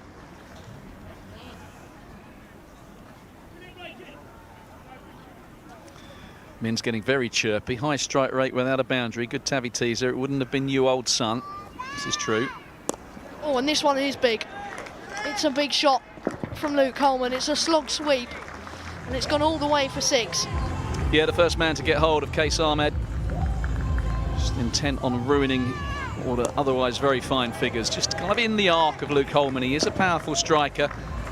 He was dealt with when he bowled, wasn't he? Wasn't his best over. Went for 17, punished by Denley and Cox, but he can reap some revenge here. Case Ahmad in once more, a bit wider this time, and just poked into the offside for a single. So I'll give you 5 minutes to come up with a couple of players who strike better than Joe Root in Test cricket without the 4s and 6s. In is Ahmad once more. Out to Jordan Cox. Just another single. Yeah, and they need more than singles. They need to find those boundaries. Playing right in the middle of the square here at the Spitfire Ground. Big boundaries. Spinners turning it. Fielders patrolling on the edge. Case Ahmad in once more and cuts straight at Daniel Bell-Drummond by Luke Holman, and that will finish a very, very good spell by Case Ahmad. It's about 4 overs, 0 maidens, 1 for 19. Yeah, terrific stuff from Case, showing all his qualities again. Kent's most economical bowler in this year's Vitality Blast. At it once again, conceding under 5. Always a smile on his face. Waving, maybe signalling to the pavilion, maybe just waving. I think he's waving to the crowd. Why not? Getting a huge round of applause here. A decent crowd. Sunday afternoon cricket. Maybe that's the key. Have a word with the powers that be. We start more games at 2:30 in the afternoon. Track leading continues, and Davies with an ambitious switch hit. Wasn't to get hold of this one. Yeah, 8 off 12, Davies. He's got to try and find a way of getting to the fence. This time he comes down the wicket, and it's an easy stumping for Sam Billings. Getting a bit impatient maybe, as his reverse sweeps certainly weren't working. He spun past the back. Sam Billings took what would have been one of his easiest stumpings. Middlesex really struggling now. 88 for 6. Yep, the end of Davies. Had to do something. You're going to lose, you might as well go kind of down in flames. Lose by a slow death, so down the wicket he came, but it was always a risky ploy with the ball turning and bouncing and going away from the bat. Brings Chris Green out to the middle. His trademark green trainers. He can hit a long ball. He's usually in for a good time, not a long time, and this is earlier than ideally you want Chris Green coming to the crease if you're a Middlesex fan.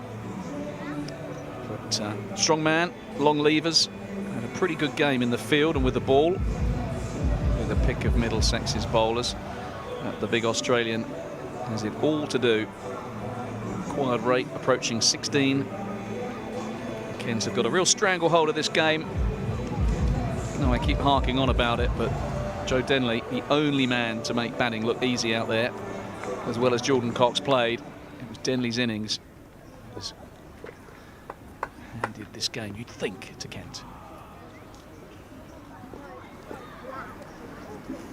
Leaning in to the new batsman of Green, and he works into the leg side, and the single turned down by Holman.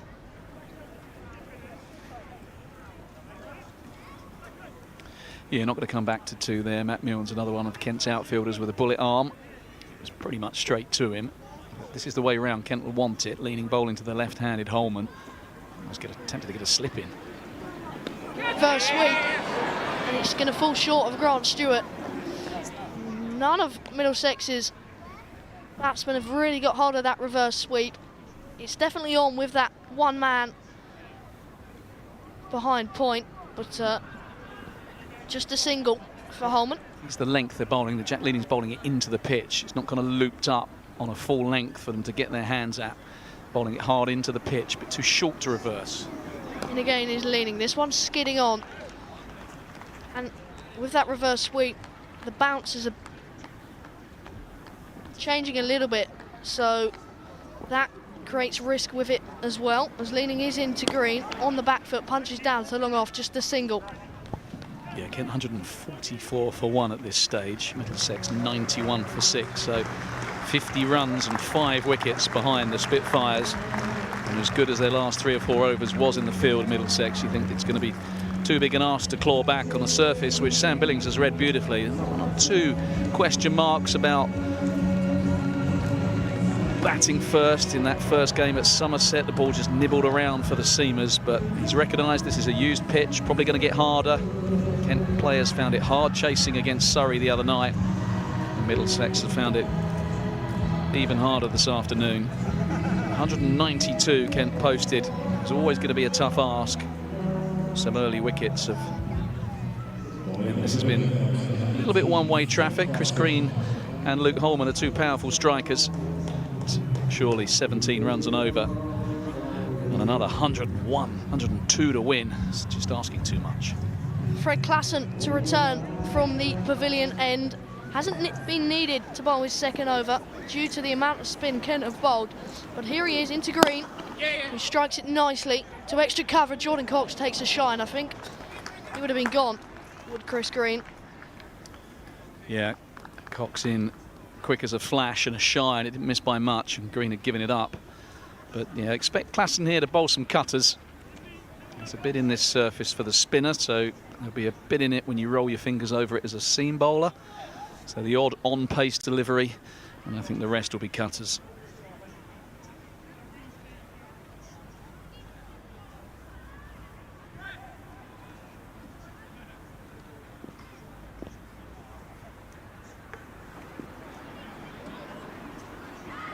In comes Fred Klassen, back of length, shovelled away.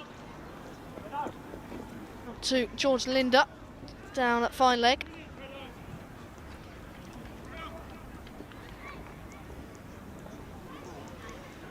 So without wanting to get ahead of proceedings. Kent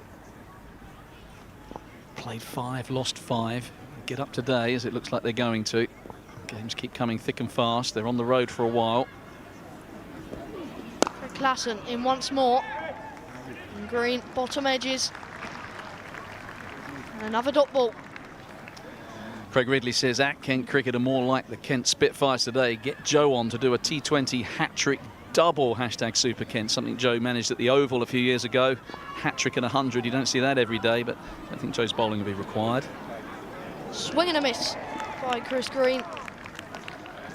He's 3 off just 6, so does show that it's not easy for these new batsmen to get on with it from ball 1. Yeah, and we saw that, didn't we, as the Kent batsmen came in towards the tail, as well as Joe Denley and Jordan Cox had played. When they got out, trying to just throw the bat became quite tricky. Passing in again, and another swing and a miss by Chris Green. Yeah, that one an on-pace delivery. It's only 7 miles an hour. Not quite short enough for the pull stroke, but when you're in Chris Green's shoes, and I mean that metaphorically, not his actual green shoes, you've got to try something a little ambitious. It's out to long on. Jack Lee, Kayser sorry, does the fielding. And again finishes another positive over for Kent. Middlesex now 94 for 6 after 15. Yeah, 2 overs for just 6 runs from Freddie Klassen, and it's a really impressive performance from him. That first over, Jack Leaning went for 10 in the first over of Middlesex's reply, and in Klassen, the second over, he kept it down to just 3. Pretty much ever since then, Kent have had a grip of this run chase. And he comes back into the attack, albeit with Middlesex pretty much dead and buried. He produces another over that concedes just 3. So Leaning with a couple of wickets, 2 for George Linder. Case Ahmed with 1 for 19. Banner up that says Joe Denley for Prime Minister. I'd vote for him. I'm going to tell you now, I'd vote for him over Boris. But pretty much goes for anyone else in the ground. Right, who we got there? Jack Leaning bowls. It's been smashed out to long on. And Chris Green falls. It wasn't Jack Leaning's finest delivery, but he picked out Alex Blake at long on. Yeah, Chris Green is going to have to drag himself off the Spitfire ground, because that was a bit of a drag down by Jack Leaning, and Green thumped it, didn't get it out the middle of the bat, and it is Leaning on screen, signalling wicket, telling him where to go. Alex Blake with the simplest of catches. And Middlesex 94 for 7. As we take another little look at it, he did pull it down, but to be fair to Jack Leaning, he's looking to bowl it into the surface. He's not tossing it up, he's bowling it into the surface hard, giving it a rip. Chris Green has been left just simply too much to do. And it looks like Middlesex are going to go after a really strong start in this campaign, winning their first 3 games. Defeat the other night to Sussex, going to be followed by defeat here at the Spitfire Ground. But they will fight on. Dangerous side. Having a good all-round season, and they'll regroup. Spitfires showing the kind of form that won the competition last year, and what Sam Billings and Matt Walker and co will hope is that they can build on this from here. Got a little bit of swagger back now, the Spitfires. Leaning to continue, and it's a good strike through extra cover, and it will bring him 2. Yeah, Tilan Walalawita, the new batsman, primarily a left-arm spinner, but he can give it a whack. Loves a cover drive, likes to give himself room and carve it through the offside, so the spin of Jack Leaning going away from the bat might suit him.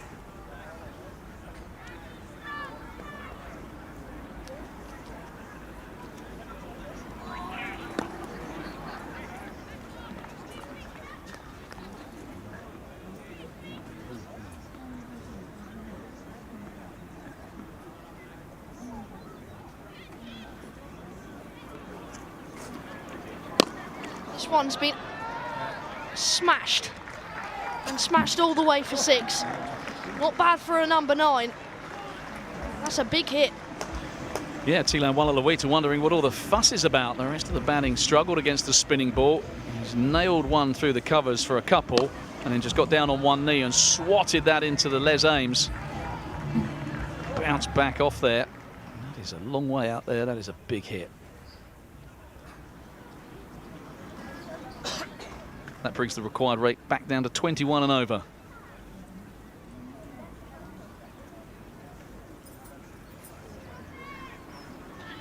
Leaning in again, and this one is playing a miss outside the off stump. Spun past the outside edge, as we've seen on many occasions in this second innings from Jack Leaning and George Linder, Case Ahmad. Yeah, good reply from Leaning. That's 6 brought up the Middlesex 100, 102 for 7. Leaning bowls again and declines the run to Holman.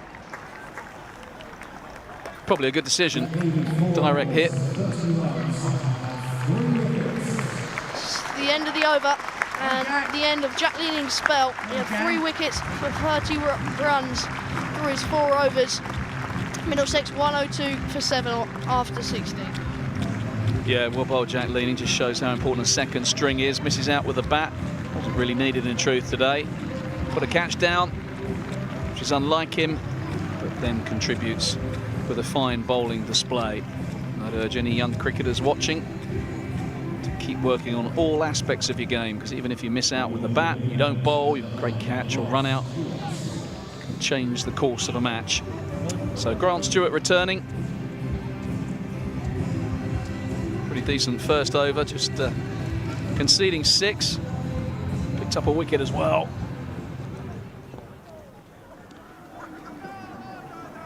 So Grant Stewart is into Holman.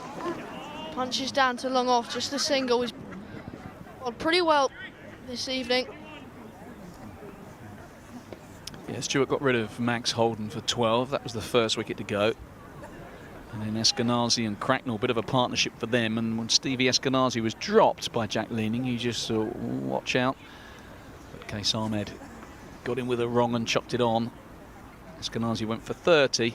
Kent have been in control ever since. Stewart in once more. And it's going to fall in between Jordan Cox and Matthew Milnes. The pair, of course, that brought up that historic catch at Edgbaston last year. Yep, they were at it again there, weren't they? Both skidding round, but Cox didn't need his mate's help that time. Reeled it in, flapped it back one bounce over the top. Really athletic piece of fielding, just on his knees. Look how quickly he springs up into action.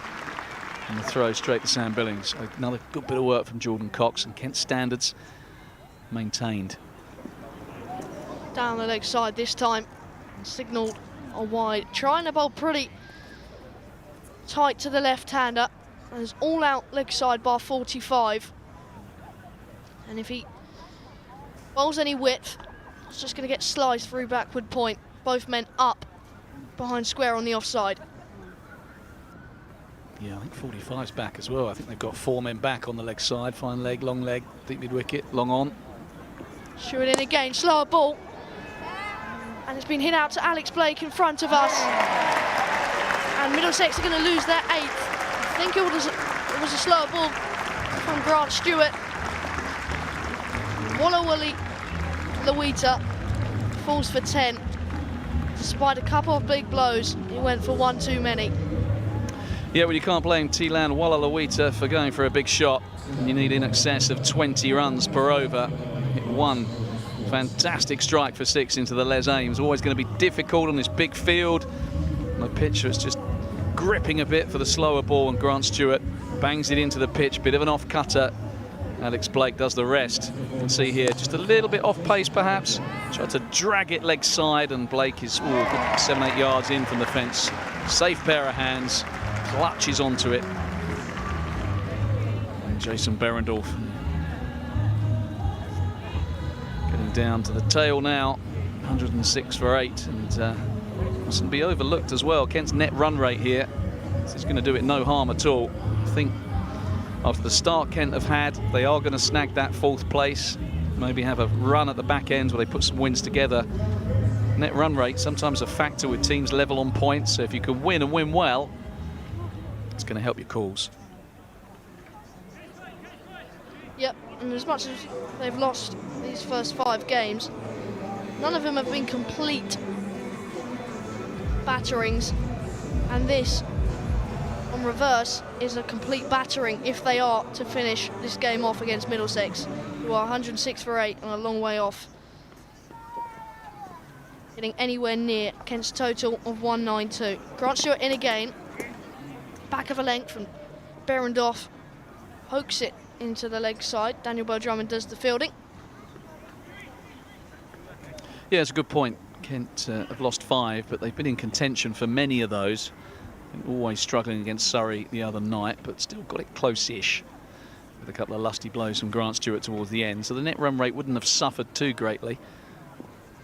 And this looking like it could be a healthy victory. So it's moving in the right direction for the Spitfires at long last.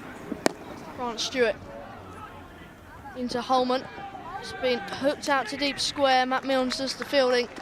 Comfortable 2 in the end. Middlesex move on to 109.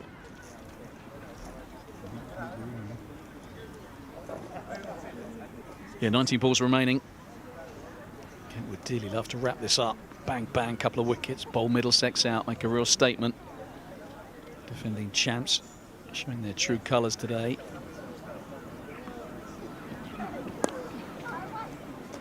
Stewart in again, and worked around the corner by Holman for a single. Middlesex 110 for 8 after 17.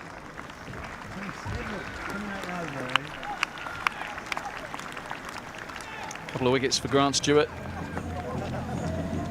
3 for Jack Leaning. I think the encouraging thing from this display as well, Harry, is that Kent still have a gear or 2 to go. I think that's about as well as Joe Denley can play. But other batsmen still yet to fire. You think of Daniel Bell-Drummond, who's been brilliant over the last few years in white ball cricket, hasn't quite got going yet. Imagine if he started to fire and Jordan Cox found his fluent best, and Sam Billings brings all his experience to bear and starts to score at the rates that he can. So Kent are going to win this one, but they've still got a couple of gears they can go up. Excellent in the field, excellent with the ball, but the batters still with 1 or 2 who are due.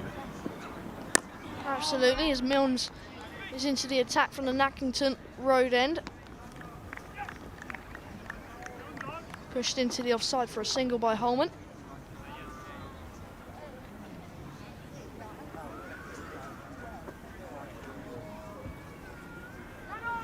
Just having a little look at some of the other scores from around the country. 8 over game at Edgbaston between the Bears and Nottinghamshire. 26 for 1 the Bears, for 1.5. It's going to be crash bang wallop, 8 over game. Good pace from Matt Milnes. He's looking to bang it in halfway down at the moment. His mid-on, mid-off is up. Behrendorff doesn't look completely convincing against a short ball, as many tail-enders aren't.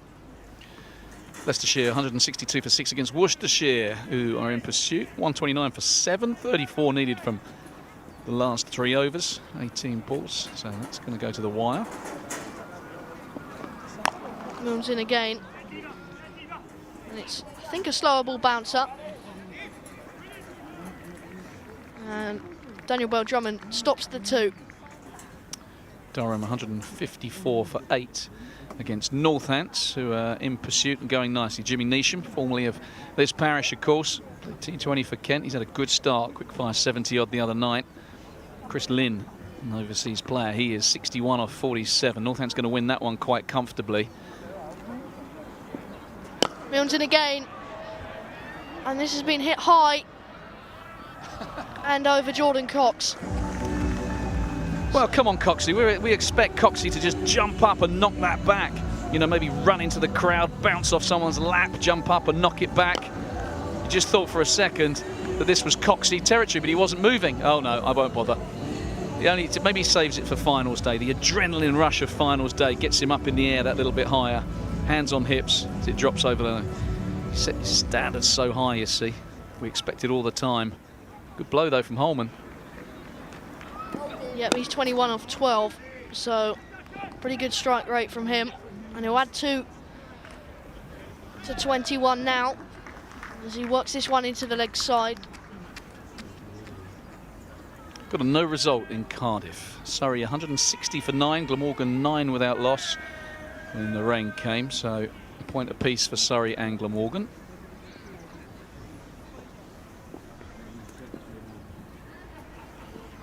Yep, Sam Northeast started the blast campaign pretty well with a couple of 50s, opening the batting for Glamorgan. Good Yorker from Milnes, yeah. Crowd love a Yorker, don't they? You get right in the block hole, and a murmur of appreciation from the Spitfire fans. Right in the block hole. So Milnes a little expensive. 2 overs for 22. That lusty whack over mid-wicket from Holman. But, this is game, set, and match here. Couple of overs remaining. Required rate 36.5. So even if every ball went for 6, 12 balls remaining. If every ball was, you need to hit 12 sixes from 12 balls for the tie. So Middlesex can't win unless they overstep the line or bowl an extra. So 12 sixes off 12 balls for the tie. There's your challenge, Jason Behrendorff. Stranger things have happened. Or have they? I actually don't think they have. I don't think they have. Well, that's that, because that's just gone for a dot.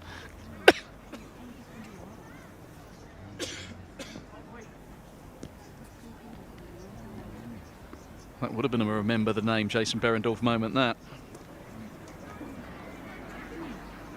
Pretty class and bowls, back of a length. It's been cut over point. And they'll come back for a couple as George Lind does the fielding at third man.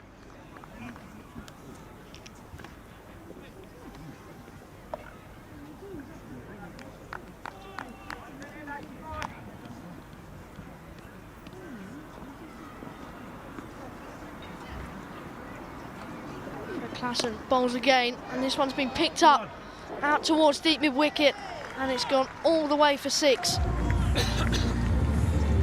Well, Behrendorff showing he's no mug with the bat. We know what he's capable of with the ball. I didn't know he quite had this in him.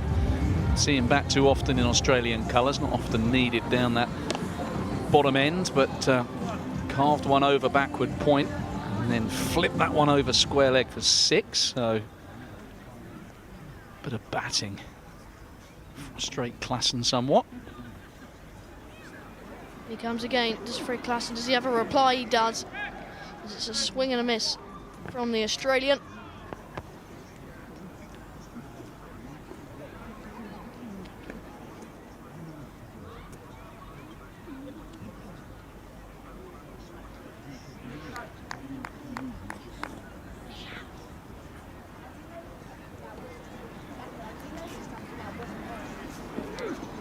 Klassen bowls again. This one's been slapped hard, and it's a good bit of fielding by Alex Blake at mid-off.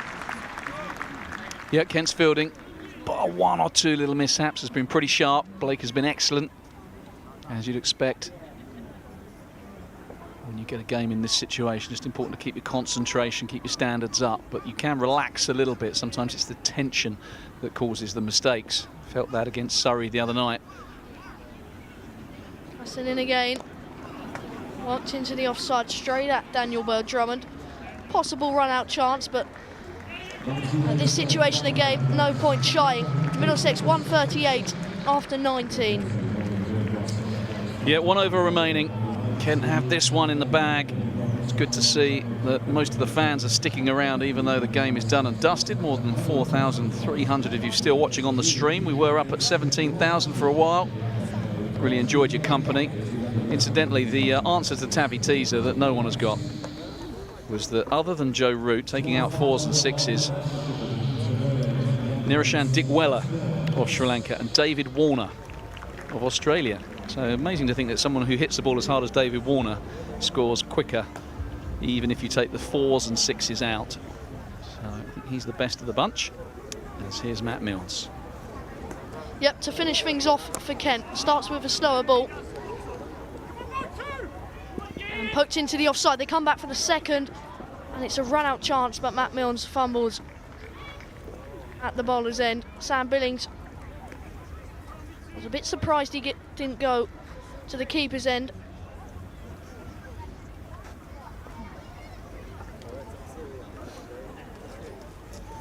In the end, they did scamper back for a second. So just a reminder that Kent's next home match, Gloucestershire, June the 21st. It's a Tuesday night. Milnes into Holman. Out to long on. Fred Klassen throws into Sam Billings, but again, another couple for Middlesex. Kent on the road for their next 3 or 4 matches. So a little while before the next home game. Opportunity for you Kent fans listening to maybe get down to the Spitfire Ground. Tickets still available, as you'd expect this far out. Come and cheer on the defending champions. Looks like they might have got their mojo back. Swing and a miss outside the off stump by Luke Holman, who actually has gone a bit unnoticed, as Middlesex have really struggled in this second innings. He's played pretty well. He's on 28 off 18 deliveries with a strike rate of 155.6. So he's batted pretty nicely. Yeah, it's good to see Luke Holman find the middle of the bat a few times. Didn't have it all his own way with the ball, did he? 1 over for 17, but an all-rounder that can contribute. There's a short ball by Matt Milnes. Smashed down to long off. Will just be a single. And just 2 balls remaining now. So Kent next in action on Tuesday at Chelmsford. Of course, the Eagles getting the better of the Spitfires here, game 2. There's a real frustration, I think, for Matt Walker and the team. They couldn't quite defend that total. They felt they were on course for much of the game, but opportunity for revenge on Tuesday. Milnes in once more, and Berendorf has a bit of a slog. And another plain miss. Yeah, he wanted 6 there, Berendorf, didn't he? That was kind of in the slot, just played slightly across it. So Battle of the Bridge on Tuesday. Kent on the road for a little while, but do come and see us on June 21st against Gloucestershire. And if you can't do that, then make sure you tune in on the stream. It's been lovely to have your company. Lovely to see a Kent performance that's been a bit more like it. Last ball then, and Matt Milnes will be the man to bowl it. He's been smashed into the leg side, but it's all a bit irrelevant, as Kent will get their first points on the board. Middlesex finish with 137, and Spitfires win comfortably. Yeah, 55 runs the margin. That is comprehensive. And the handshakes all round, and it's that man there, Joe Denley, on your screen. You can just see him with 6 on his back. A happy Sam Billings as well, as he shakes the hands of Jason Berendorf and Case Ahmed, who bowled so nicely. But it was really the Joe Denley show. His innings the difference. 110 he made.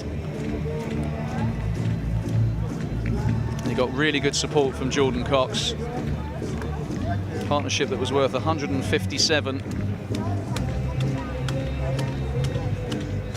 That partnership, after the early loss of Daniel Bell-Drummond, was the difference between the two sides, because no one else got to grips with this surface, and all of which means that Kent win by a very healthy margin of 55. That's going to do their run rate, their net run rate, no harm at all, but a much happier looking Spitfire team, all walking off together. Sam Billings with a big smile on his face, clapping the fielders, clapping the fans.